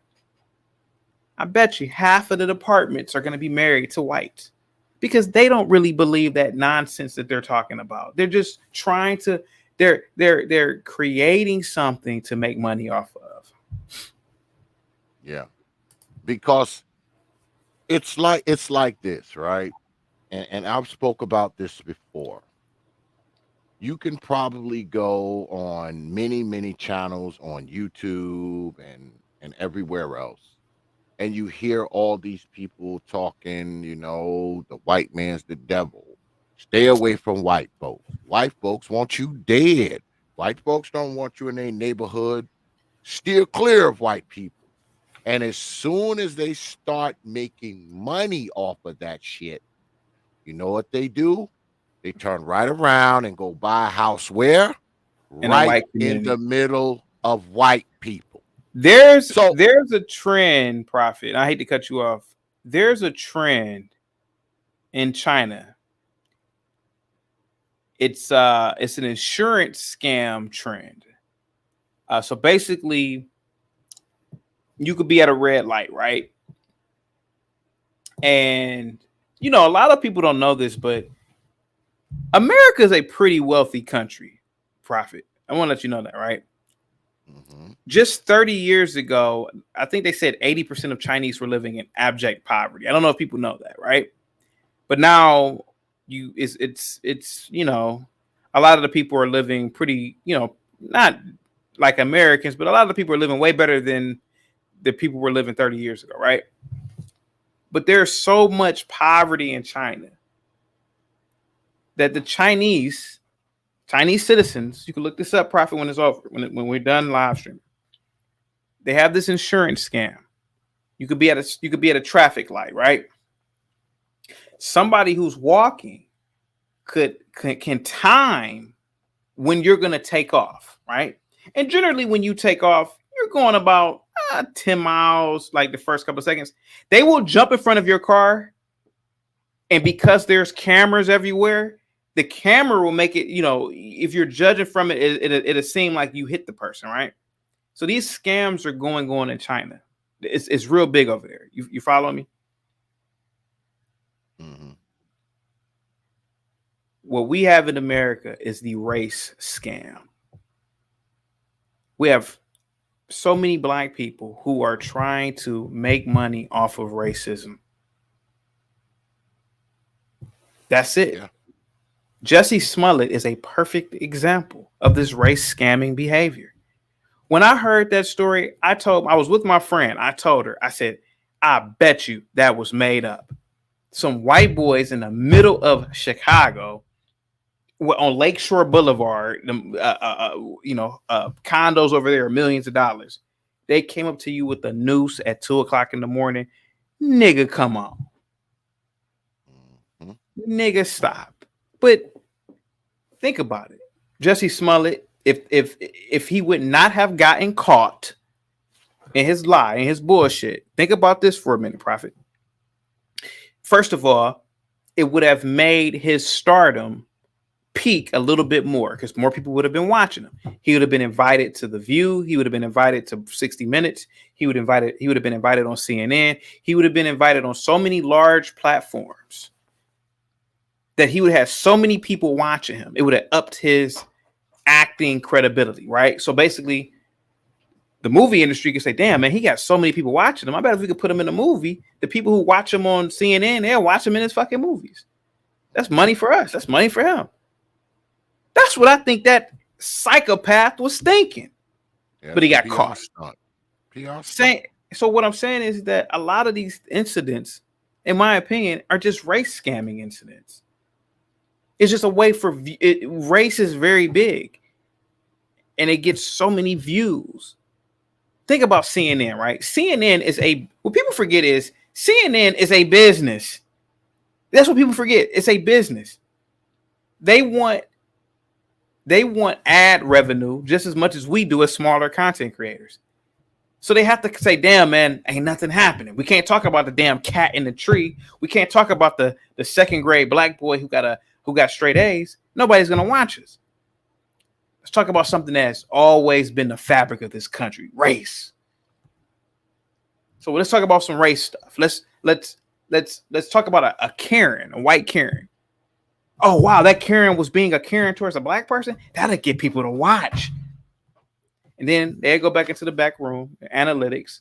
Yeah, at 5:54 when we talked about that Karen incident, our numbers went through the roof. Bring that in, do that tomorrow again, John, and you're gonna get that bonus. That's what the fuck they're doing. Yeah. Just like on these college campuses, these race scamming black professors who didn't major in the best things in college because they were party animals, like I was. So they got a bullshit job as a African studies teacher. And they're trying to convince you that racism exists so that you could just come to their class and fill up a seat. Because I don't know, Prophet, I don't know if you know this, but the university is built of different colleges, right? Mm-hmm. You have the College of Arts and Sciences, you have the College of Mathematics, you have the College of this, College of this. Then you have the departments. The department says if you have a College of Mathematics, right? Then you have the departments. So you have the theoretical, you have let's say the calculus department. Then you have the algebra department. Well, if nobody's taking a certain course, then a department is going to lose funding. And a lot of people don't understand that about college either. So think about a college like, any college, right? So a college. We call it a college, Green College. Green College has an arts and science college. I mean, it has a university. It's called a Green University. Well, they have an arts and science college, right? And in that college, they have different departments. They have let's say the Department of African Studies. Well, if nobody's taking a certain class in African Studies, the department is losing money because why would the school fund that department and just give free money to a fucking professor? But you know what I'm going to do? I'm going to create this race thing. I'm going to have these kids start these little organizations on campus, and we're going to just create some race bullshit so they can just come to my class. That's what the fuck people are doing, man. I'm the whistleblower, Prophet. I'm telling you, you can look this up yourself. The whistleblower. Yeah, I'm whistleblowing. I'm whistleblowing to you niggas. Well, I don't know how much time you got. Let's rock it out, man. Let's rock. Come on. Do you got some time for a few questions? Hey, man, you mean to bring some people on the panel? Absolutely. Absolutely. Yeah. So he's willing to have a few people come up here and absolutely have a chop down, so y'all know what to do. Y'all know how we do it over here. If you wish to come through, you know what to do. The email is prophetofthought@yahoo.com. That's prophetofthought, one word, no caps, @yahoo.com. If you wish to come up and, chop it down with the good brother, Chaotic Truth. He's whistleblowing up in here tonight, y'all. He's telling the secrets, man. Like I be doing. I love it. The truth. You think LeBron James wants to live around black people? Oh, hell no. Are you crazy? LeBron James is more white than... Listen, LeBron James is not a black man. LeBron James can't relate to black people. He can't relate to a poor black, a middle class black, a rich... LeBron James is worth $1 billion. If LeBron James loved black people so much, why doesn't he send his black kids to schools around black people? Why does he send them to Sierra Canyon? All of his neighbors are probably white. But this is the thing. It always seems like the people who have dealt with the least racism and bigotry are always the ones bitching and moaning about it. LeBron James kills me. You are absolutely correct. LeBron James never has dealt with racism. LeBron James has been catered to all of his life. But he's crying and complaining about... When he said that I'm concerned about my son when he gets his driver's license, LeBron, do you honestly think that when your son, Bronny, who's driving a Bentley around Calabasas, California, with his security detail in front of him, do you think that he's going to get pulled over? Do you think that he's... LeBron, are you out of your fucking mind? But no, you know why LeBron says that? Because when LeBron says something like that, his ratings go through the roof on his Instagram. He may get wow, LeBron, man, he could relate to me, man. Yeah, I got a son too, you know, and LeBron tricking niggas. But LeBron knows, like, you know what, my ratings go through the roof. CNN is gonna say it, you know. So, oh yeah, you know, today on CNN, LeBron, he said that he has to worry about his son, and people are gonna, hey, you know what, John? You talked about CNN. You talked about LeBron at 555, and your ratings went through the roof. Talk about LeBron some more. Yeah, but LeBron hasn't lived around black people in 30 years. Get the fuck out of here. I mean, because, like you said, there's a lot of hypocrisy in this crap, right? Because I remember when Don Lemon was saying that, you know, white who's men, married to a white man, by the way. Yeah, white men are the greatest threat to this and that. And this guy has a white husband. So doesn't that contradict everything he says when, you know, you're sitting up here, you're telling us how bad white men are. And then once you clock out of CNN, you go right home to a white man. So Don Lemon, is your white husband a part of that group, or is he the exception? Don Lemon is selling race. Oh wow, Don Lemon, you know, he's a black guy on CNN, and he talked about the white man and oh yeah, Don, yeah, we're gonna bring you into the office. Yeah, that was really good what you said at 7:44. Your numbers went through the roof. But you know, I got a white, and it doesn't matter. These niggas aren't gonna look it up.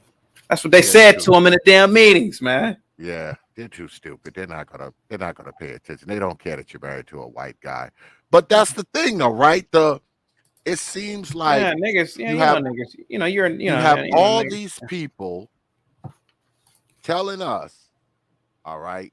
You have all these people telling us that we need to stay away from these people. These people want to kill you. These people are hunting you. These people are after you.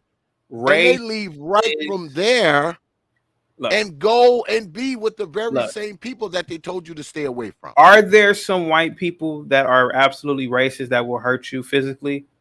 I would say that is 0.000000001%. Like that one little shooter in that church, I think he may have represented that 0.0000001.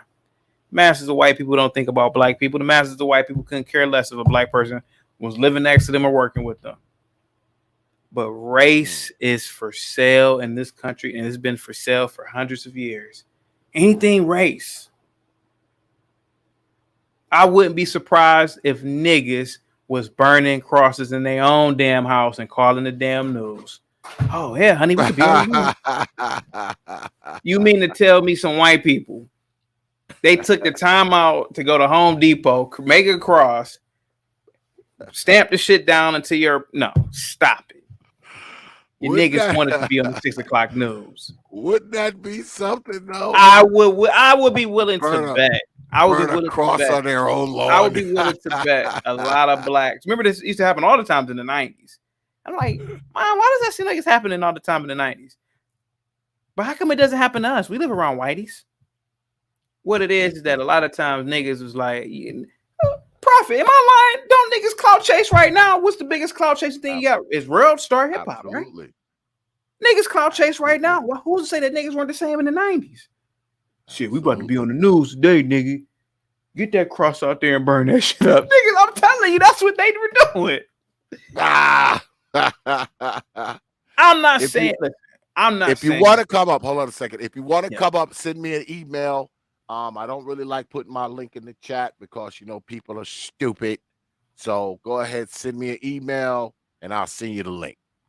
All right, go ahead. You got it. Listen. I'm not saying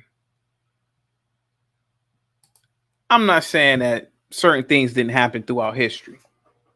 Mm-hmm. But if you really look at our culture now, see, people think that black people were different back in the day. Like, oh, these magical black people,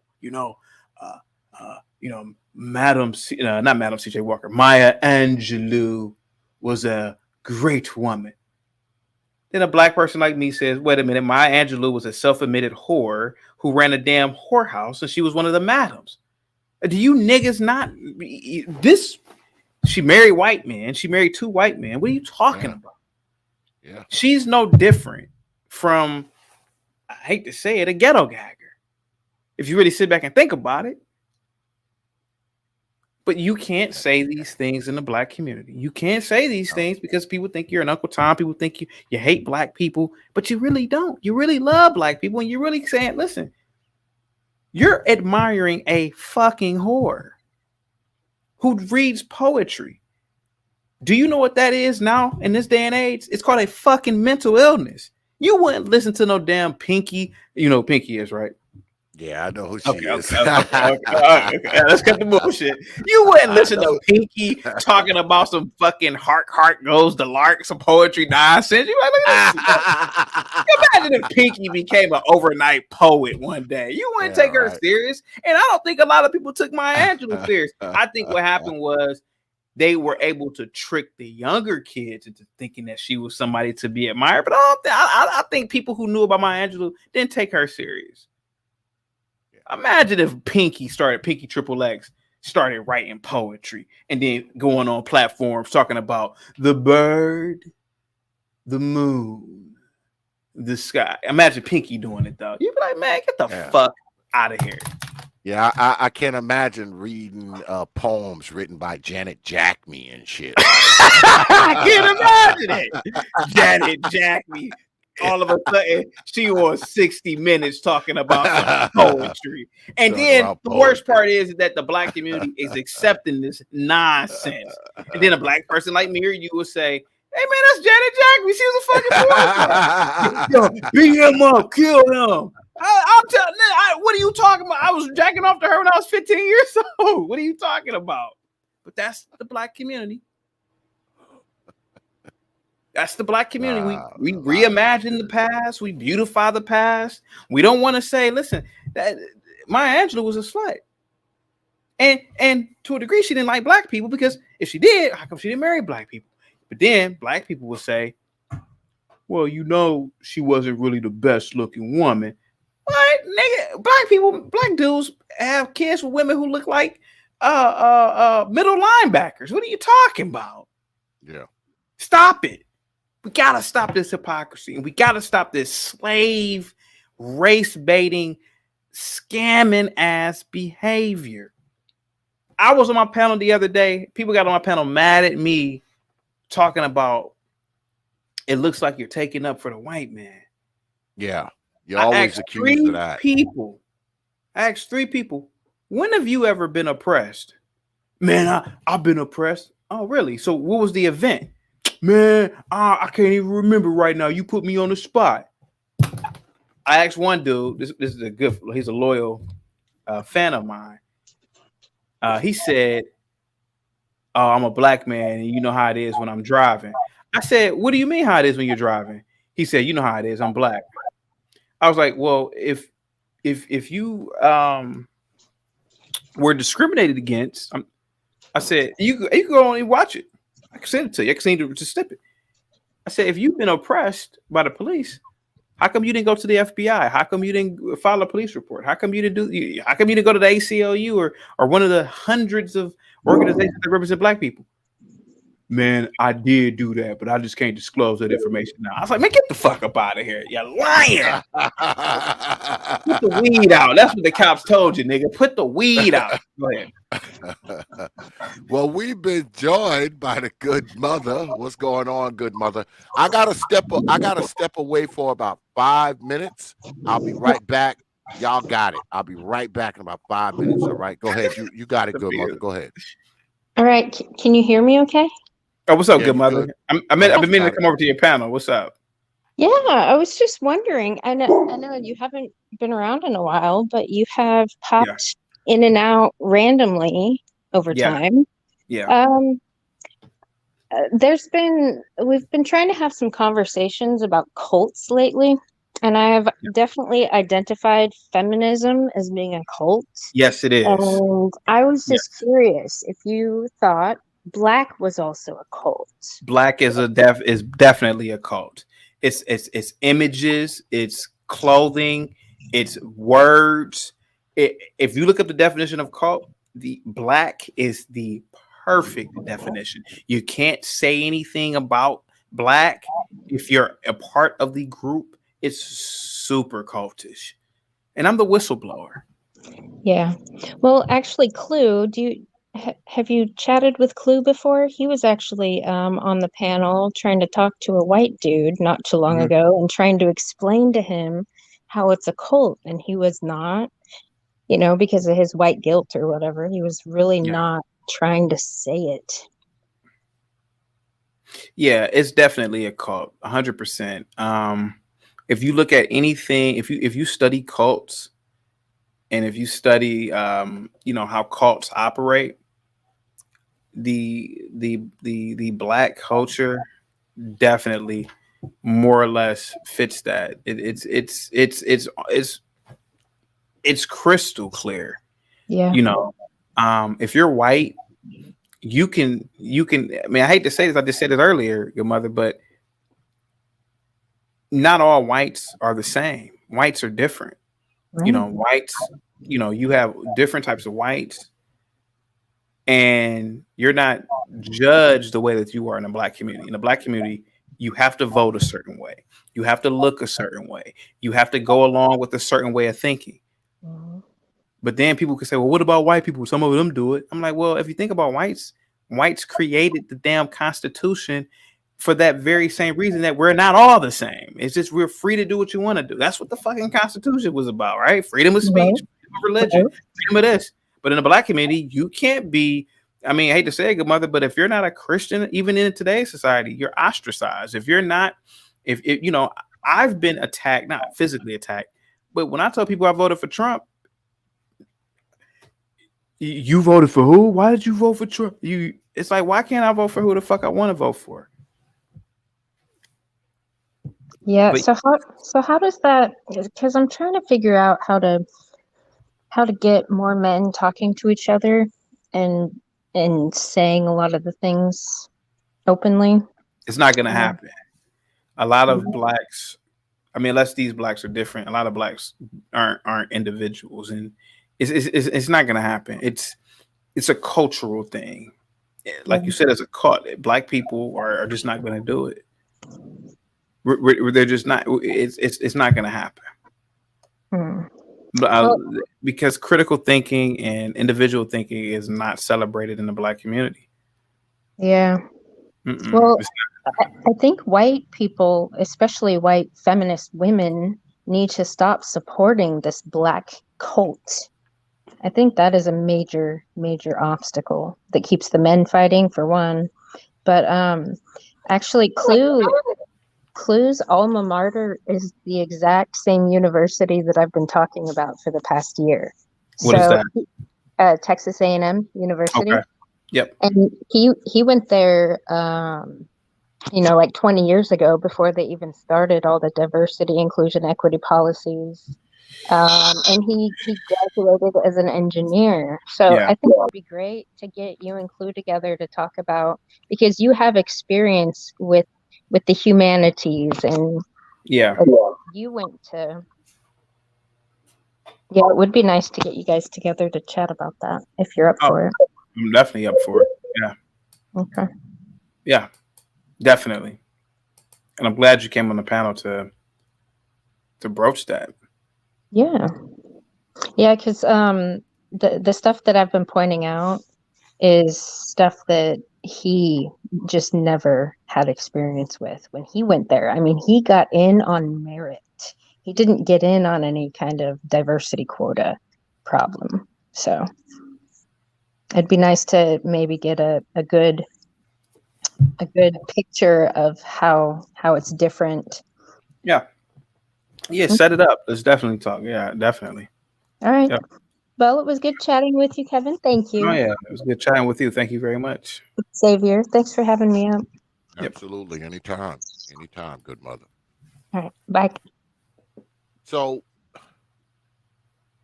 when you think about, this whole color thing, and let me be clear here. And, Yeah. let me say it again. I think a lot of this shit is bullshit. I think a Yes. lot of it is hypocritical, because these same people who talk, black this, black that, blackity black this shit, they can't wait to get around white folks. So to sit up here and make it all about color, make it all about culture, because how do you make the leap, right? I could hear y'all, even though I wasn't here. I had my earphones on. I could hear what you and Good Mother was talking about. How do we make the leap from cult to culture, or should I say, what's the difference between cult and culture? Is there a difference? Are they intertwined? Are they interweaved? What do you think? I think that they're. I think a cult. I think a cult is an absolute, right? I think it's an absolute. So in the black community, I think that it's more of a cult rather than a culture. The cult is, you have to speak a certain way. If you don't, we're going to call you Steve Urkel. We're going to call you an Uncle Tom. We're going to call you this. We're going to ostracize you. You have to look a certain way. If you're dressed like with a blazer on, we're going to refer to you as Junior Kevin Samuels, yada, yada, yada, because you're not dressed like the rest of us. It's a cult. Oh, you don't watch Power? Oh, man, you corny. Oh, you don't listen to what LeBron James said? Oh, man, because he's always a leader in a cult. I think a culture is the culmination of differing ideas, the culmination of an agreed upon laws, agreed upon norms that can be questioned. I think a culture is a certain a culmination of history. A culture is also the current paradigm, overarching. I mean, I guess they could be seen as intertwined, but I feel like whites have a culture. They don't have, like, okay, so like, for example, like a cult, right? A cult has a leader. Yeah. You never really hear whites say, "Oh, that's my leader. That's the leader." Now they argue and say, "Well, the president is a leader," and the president, if you look at it, the president is not a leader. The president is actually a public servant.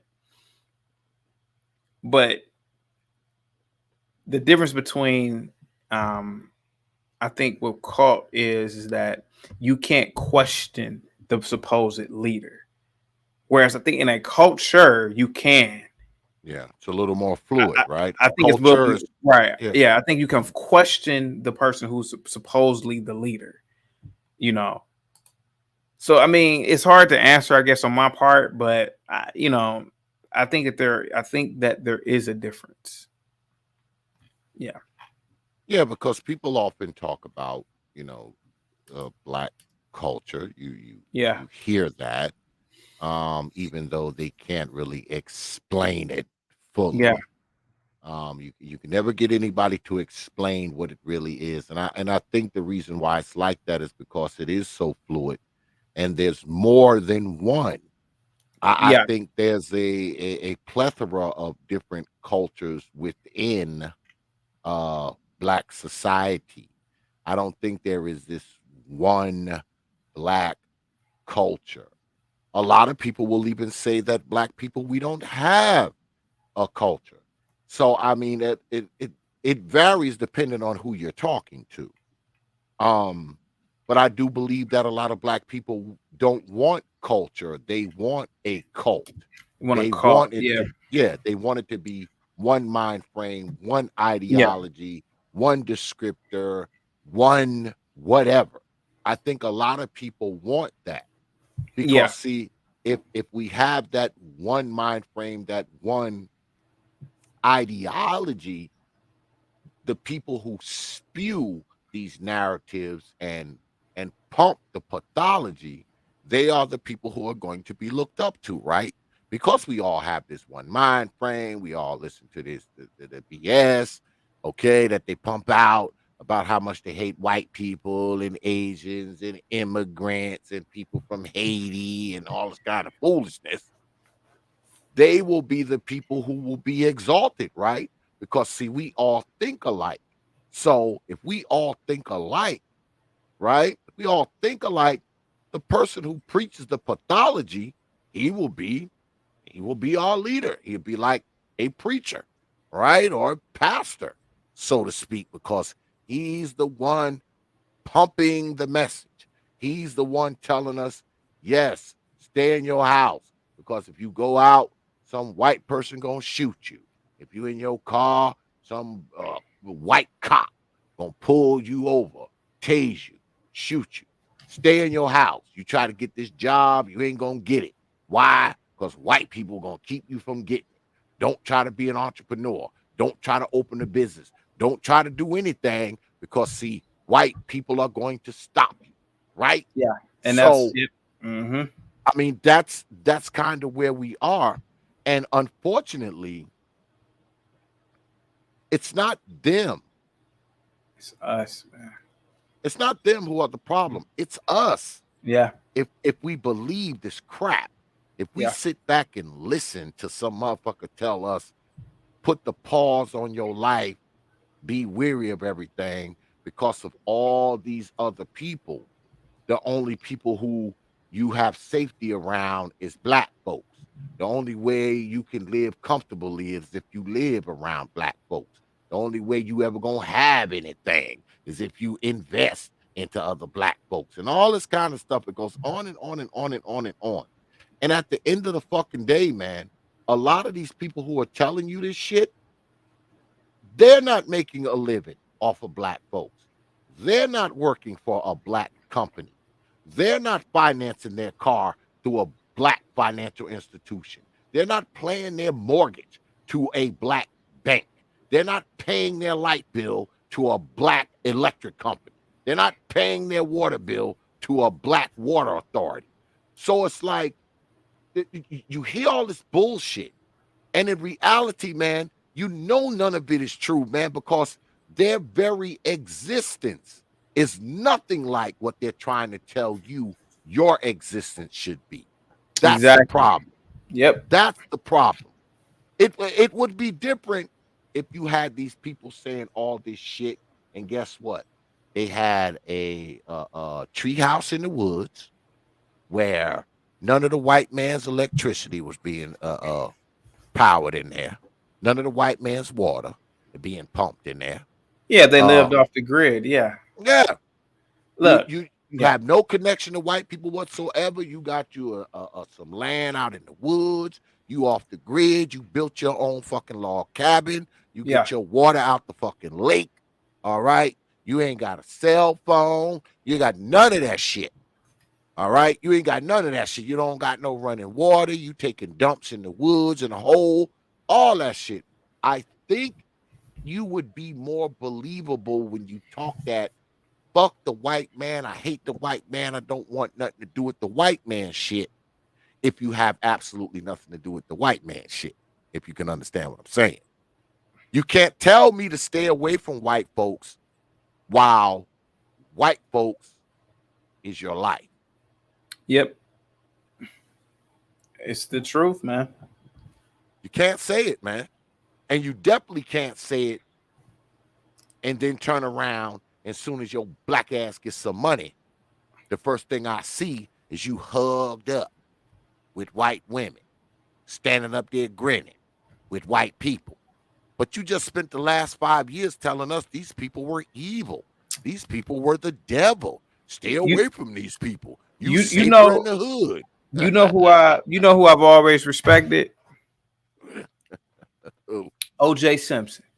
mm, O.J. Simpson, as far as I know, didn't never really said anything about black, racism. I mean, as much as I know of, right? I mean, you could correct me on that. He already let you know, hey, I like white people. mm. Even after he got out of prison, he's back with hanging with whites. He let you know how black people really think about black people. Yeah. And like I said, he doesn't play this game on white people this, white people that. No, I mean, it's just, it's the hypocrisy that fucks with me, man. I yeah. mean, don't sit up here and try to convince me. All right. And I'm talking about me. Don't try to convince me to stay away from white folks while you live around white folks. Don't try to convince me to freaking avoid white folks and Yeah. always expect them to be trying to kill me. And I look on your damn Instagram and you standing up there smiling and laughing. Just like And Brother Polite, Roscoe said it best. He said Brother man. Polite hugged up on white women and still talking crazy about white people. Because again, Brother Polite, I don't know the dude. Brother Polite, just like the college professors I was telling you about, just like they're race hustlers. That's their skill set, to hustle race. I'm gonna sit up here and tell you all these things about white people. But the moment Brother Polite got a little bit of money, he's driving Lamborghinis, he's sitting courtside at Lakers games, he's with all the white people. Oh well, Brother Polite, I thought white people were evil. I thought they were this. I thought that the system was bad. I thought he's making money off of race. There, in my opinion, there have only been a handful of genuine people in the country that have literally cared about black people. Dr. Khalid Muhammad, Louis Farrakhan, Elijah Muhammad, Shahrazad Ali. Mm-hmm. I think that's about it, man. Marcus Garvey, maybe.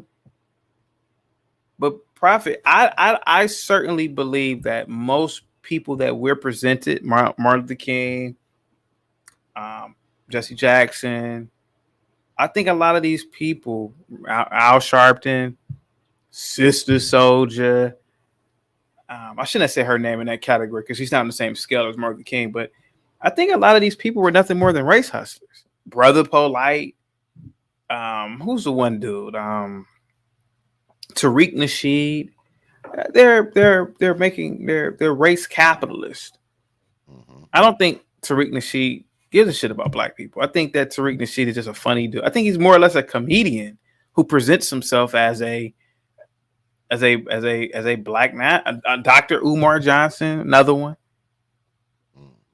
They don't have any other skill set, so they talk about race all damn day. Because it's easy to talk about race. All you gotta do is talk about somebody's skin tone, and oh yeah, you're not where you want to be in life. Yeah, it's the white man, right? Yeah, white people are Yeah, stopping it. It has yeah, nothing to do with you. yeah. It's white people. But It's then, white people. yeah, yeah. But I'll play the devil. I will play the devil advocate here. Dr. Claude Anderson, you're correct. He's another good one. Maybe, just maybe, the white people that they are around are the quote unquote good white folk. Those might be good white folk that they're Or around. or maybe It's those other ones that are right, bad. right. And that's the nonsense that they will tell you. But in actuality, you and I both know that maybe majority of white people are really in fact good, and they know that. But for them to make more money or for them to get more popular, you know, uh, hey, John, I'm gonna talk about white people tonight on the CNN news. Oh, Bill, I know that's how you make your money. Yeah, go ahead. That's exactly what they do. Mhm, mhm. They'll be with their white But this friends. is what they will say though. They will accuse you. They will accuse Mhm. you of fraternizing with white people. They will Yeah. accuse you of thinking that some white people are good when they say they're all bad. So I want to know, what kind of white people are they around? Because they'll tell you in a minute, oh, y'all think that, y'all think that these are good white folk. Okay, fine. I'll give you that argument.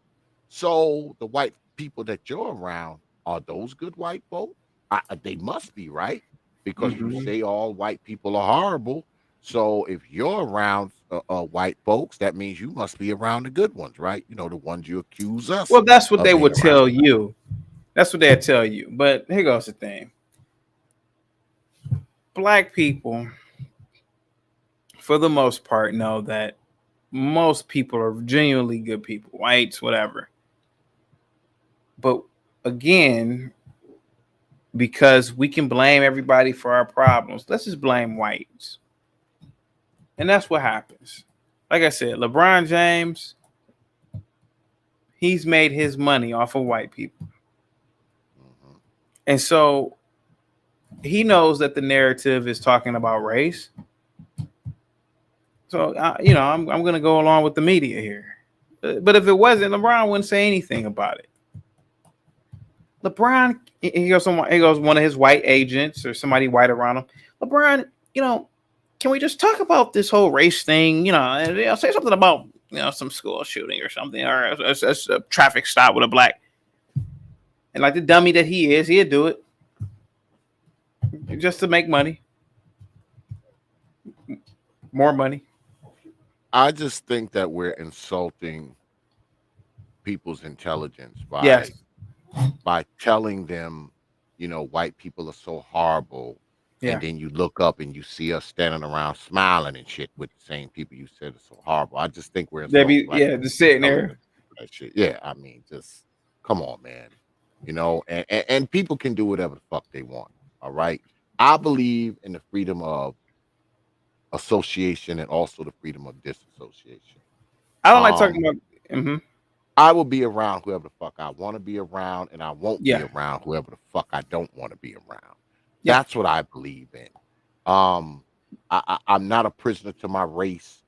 I'm not gonna say, well, I'm black, so I can't do this. I'm black, so I can't go Yeah. here. I'm black, so I can't go there. I'm black, so I can't live in this neighborhood. Man, get the fuck out of here. My money spins just like everybody else's.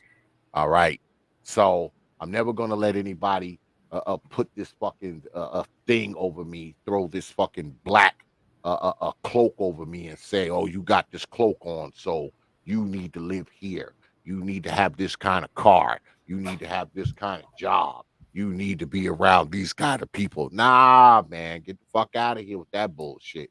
No, because doesn't that defeat the whole purpose? Like, if you're gonna tell people if you're going to tell people, well, you are black, so you know you can't do this. You know your kids can't go here. They're You know doing you a can't. big disservice when they do that. Exactly, Yeah. exactly.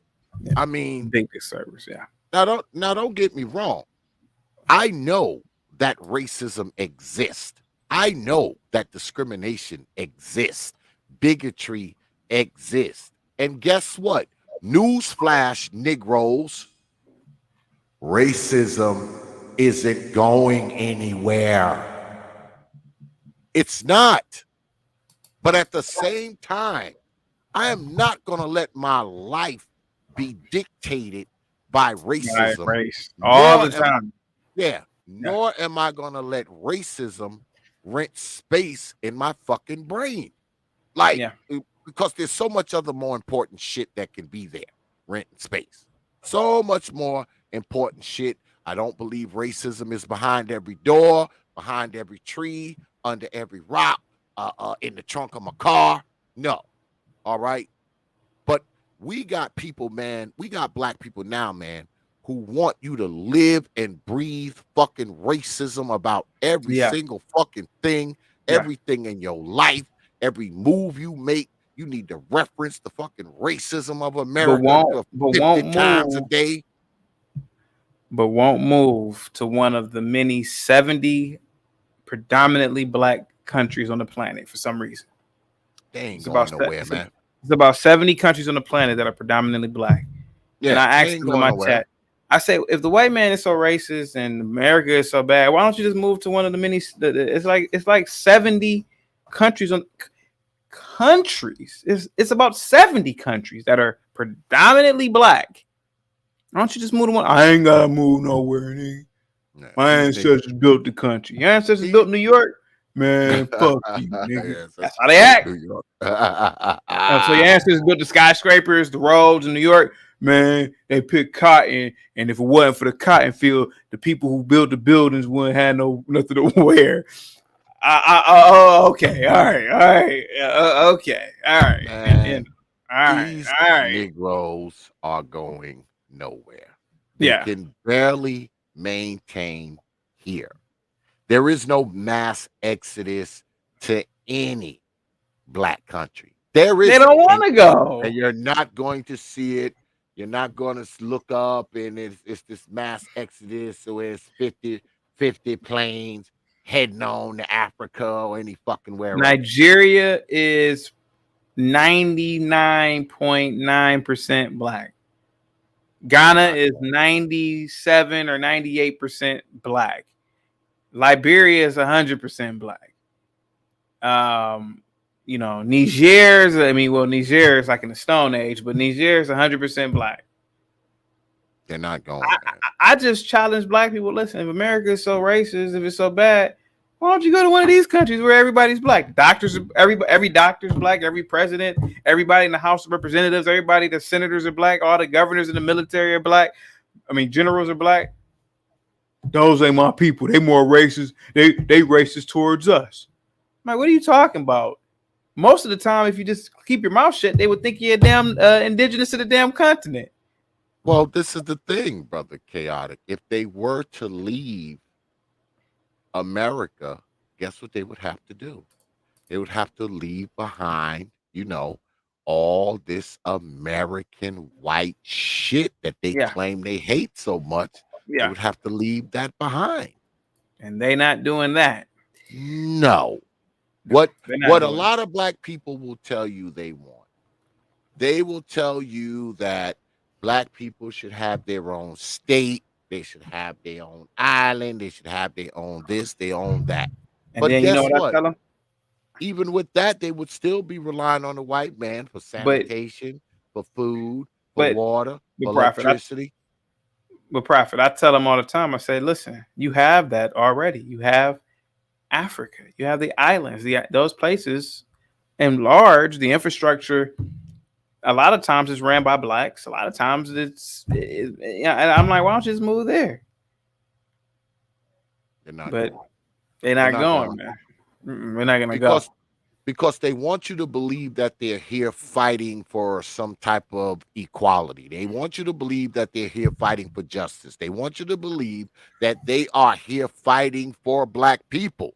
That is the narrative that people like to do, especially on the internet. They want you to believe that they are fighting for black people. They're this fucking one-man army that's corralling all the rest of us, educating us on, how shit's supposed to be.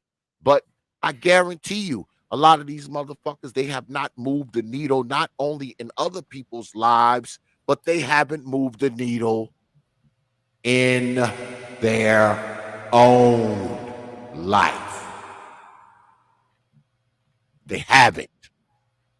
It's BS, man. It's fucking BS. And guess what? That's why a lot of people I just don't fucking listen to. All right? I just don't listen to. You know why? Because a lot of these people who claim to love black folks, who claim to fight for black folks, who claim to have black people's best interests in mind, ask them motherfuckers what they do for black people when they're not on YouTube. And on that note, this has been an awesome one, and you're absolutely right, man. If you ask them, they wouldn't. They wouldn't tell you anything. They'll tell you a lie. Yeah. Well, But in fact, they're next door. But their they're YouTube channel. Yeah. Their YouTube channel is what they do for black people. This is what they do for black people. They get on YouTube and make videos. You know, because YouTube is the NAACP, it's the March of Dimes, it's it's all that shit. It's the community outreach center, it's the rec center, it's the law fucking library, it's all that shit. So their YouTube page is what they do for black people. Yeah. And there you have it. But yeah, man, I appreciate you coming on, man. This fucking 2 hours and 47 minutes went by pretty quick. It always does when you're around, brother. As always, man, it's always good when you're on here, man. You have some interesting takes on shit, man. And you don't hold back, man. And you're always welcome up here, my brother. Anytime. Thank you very much, man. I definitely will come back with the next time you invite me, man. Have a good one. Absolutely. Peace, my brother. Peace, man. Y'all go ahead and spam Brother Chaotic Truth's channel in the chat, if you will.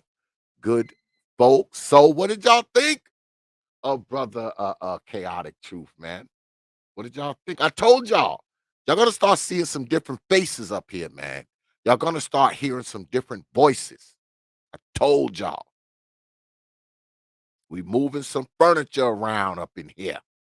We're going to be doing some things, man. Some new people, some new perspectives. I told y'all. It's what we're going to be doing here.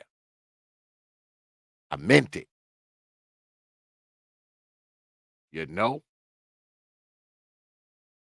Brother Roscoe said, great guest. Great show. Yeah, man. I like Brother Chaotic Truth, man. I do, man. He has some interesting takes on things, man. It's not the rank and file shit, man, that you used to hearing, man. Because let me ask you good folks up, man, before we get out of here. Aren't y'all tired of seeing the same people, hearing the same people, hearing the same fucking perspectives and the same old, conversations about the same old things? Aren't y'all tired of that? I know I am. I'm tired of that shit. And I'm going to bring y'all some new faces, man. So y'all can see some other stuff, man. And I know some of y'all ain't going to like, some of the people I bring up here, man. I get it, man. I can't force anyone to watch my channel. But just know, those of you who follow me, that really follow me, just know, man, y'all going to see a lot of different shit, man. Y'all going to see some different people. Y'all are going to hear some different perspectives. It's not going to be the same old rank and file YouTube Negroes up here all the time.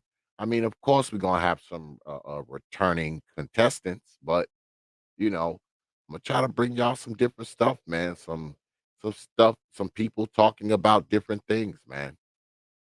And some of the people that come up here are gonna make you fucking uncomfortable, man. Because chances are, like I always say, man, if you're uncomfortable, you're in the right place. Yeah. So look forward to new people coming up here, man. Look forward to seeing people up here, man, that you haven't seen before. Look forward to hearing shit that may make you want to throw a brick at your damn computer. Because that's what we're going to be doing up here, man. We're going to be doing that. And of course, we're going to be talking about different things. And, we may be talking about some familiar things, some things similar to things that we've talked about in the past. But we're going to get some new blood in here, man. We're going to get some folks in here that's never been on here before. We're going to get some folks in here that haven't been here in a while. I mean, that's what we're going to be doing here, man, in 2022. All right?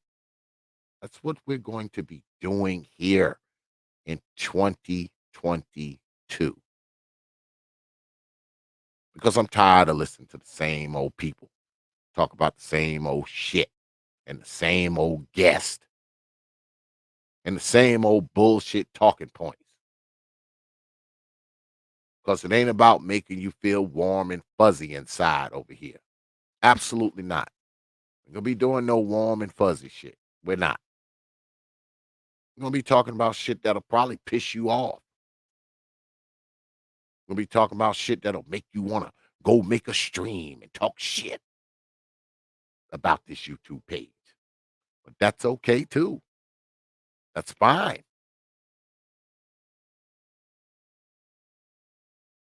No more the same old nonsense over here anymore, folks.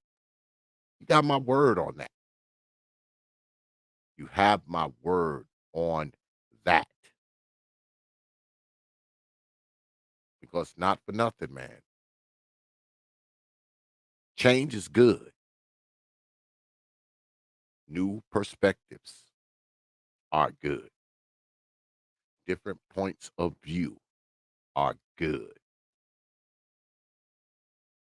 That's what I believe. I believe that, man.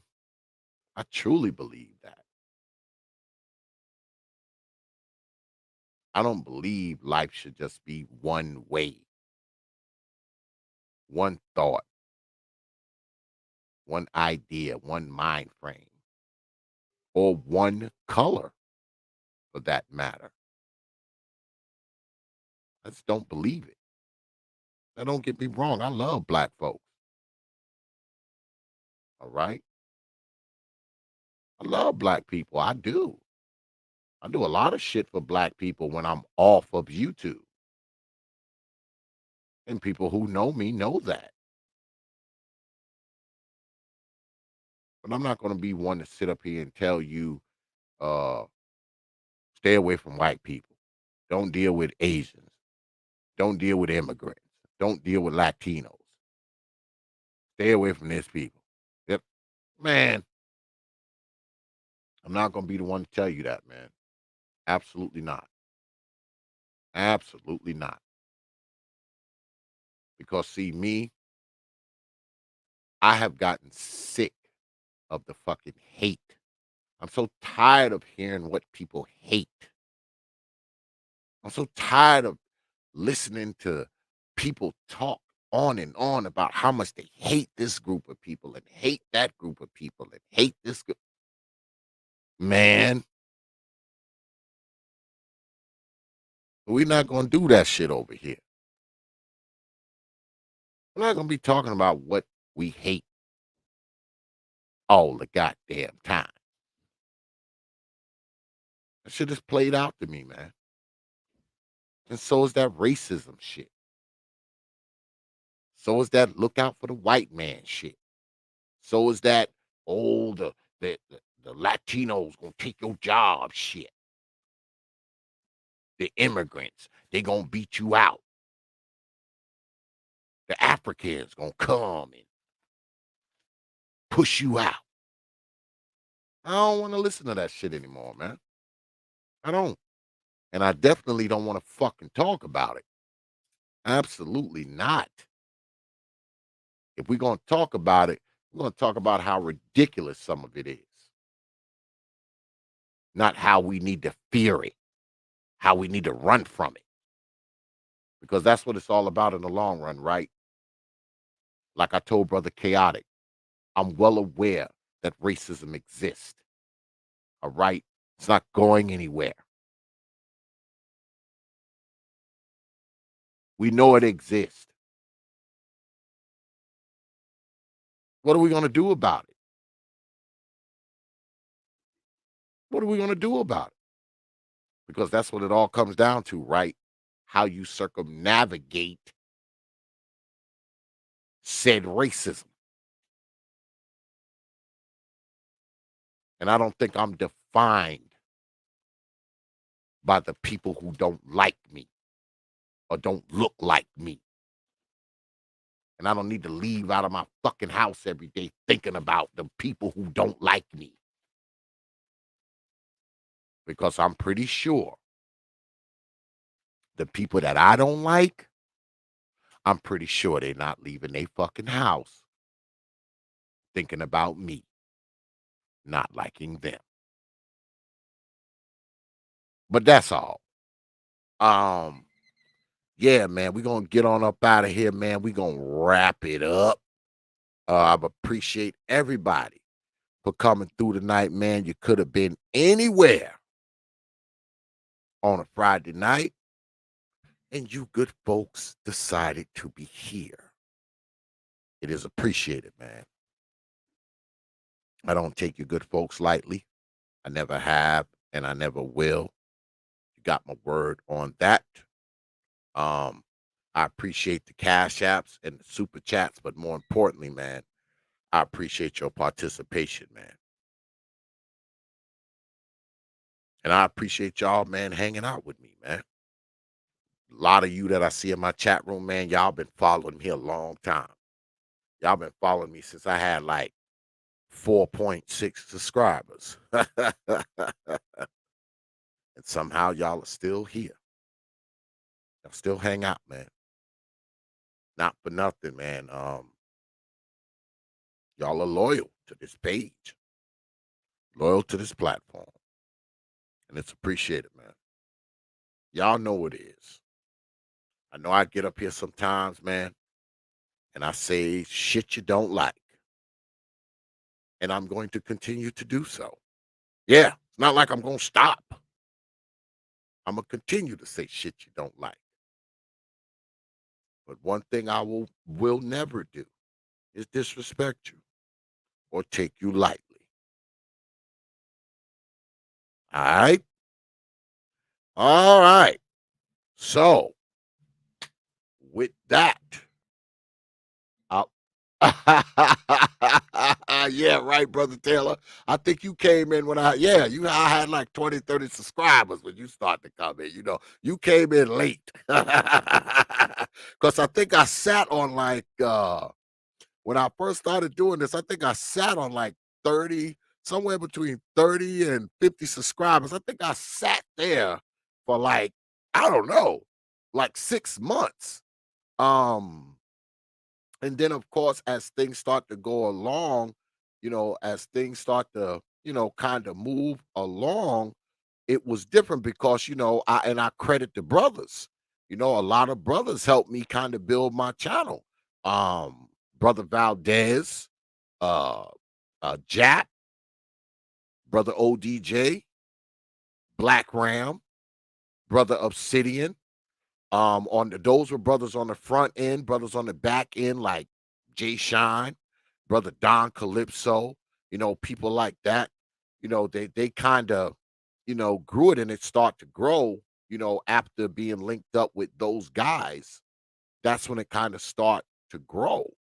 Um, yeah. And I'm not ashamed to name these guys because they did it. All right. They caused my channel to grow. I mean, because like I said, I was sitting on I was sitting on, I don't know, like 50 subscribers, boy, for like 6 months at one time. And then, I start going on other people's shows, the brothers I mentioned. They start coming on mine, and it's what you see today. So, we still here, and y'all still hang out with me no matter what. And I appreciate it, man. I do. Y'all know I do. Like I said, I know I get up here and talk shit and say things to you, make you want to throw a damn pillow at the goddamn computer. But y'all keep coming back, so I guess y'all just go off and cuss me out and call me names and say fuck you X, and then y'all right back tomorrow. So I guess it's all good, right? In the end. It's all good in the end because y'all come back. But yeah, man, once again, man, I appreciate y'all coming through tonight, man, as always, man. Yeah, man, and shout out, man, to Brother Chaotic Truth, or the artist formerly known as Kevin and Sales, as I like to call him, man. And of course, you'll see his ass back here at some point too, man. Because I actually like the brother, man. I don't always agree with the shit he says, but he's an interesting dude. And hey, man, he don't hold back, man. He call it the way he see it, man, and that's always welcome here on the T.P.O.T YouTube page. So, with that, I will leave you good folks with 3 words.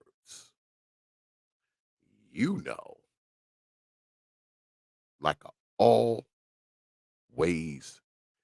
do. Open your mind. Dark Exodus. Dark Exodus.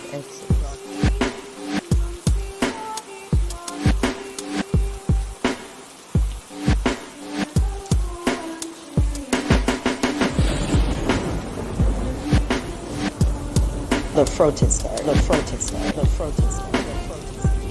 Dark Exodus.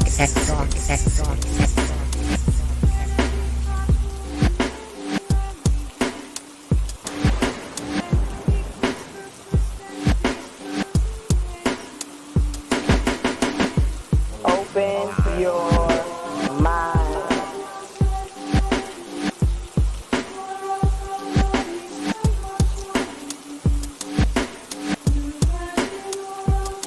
You know.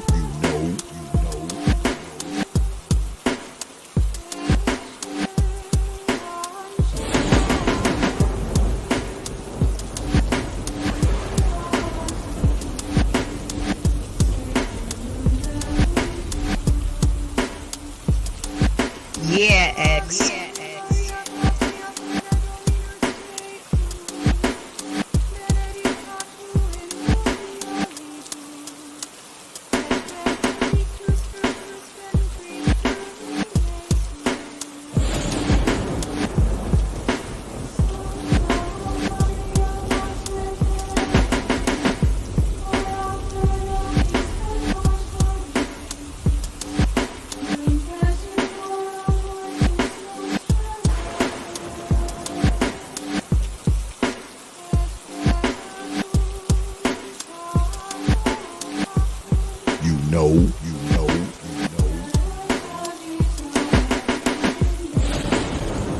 Dark Exodus.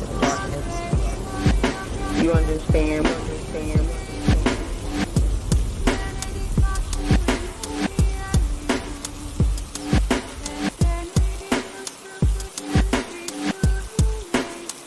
Yeah, X.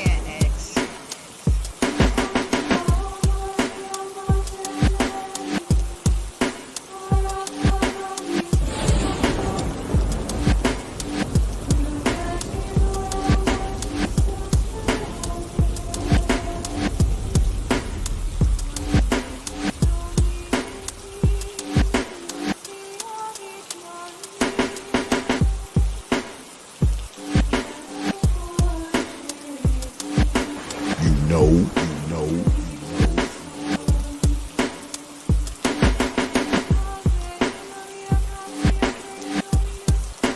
You understand?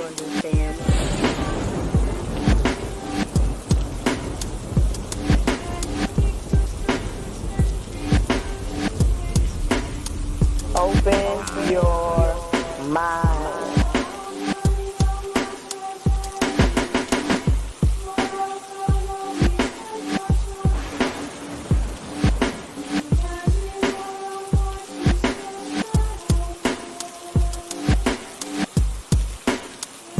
Dark X. Yeah, X.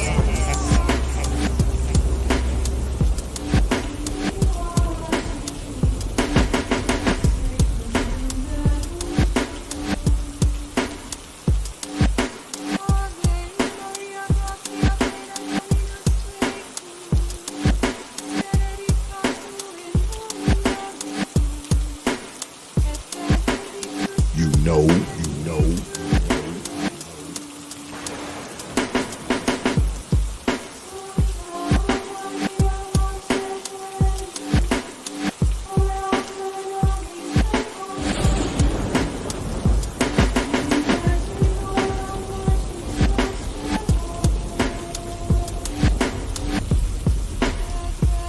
You understand?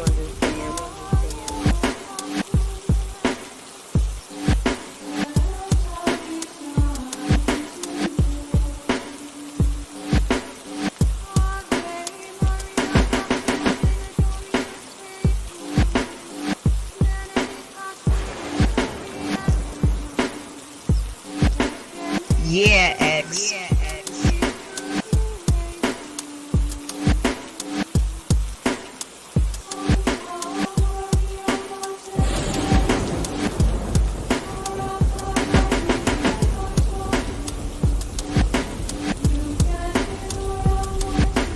Open your mind. Dark Exodus. Dark Exodus.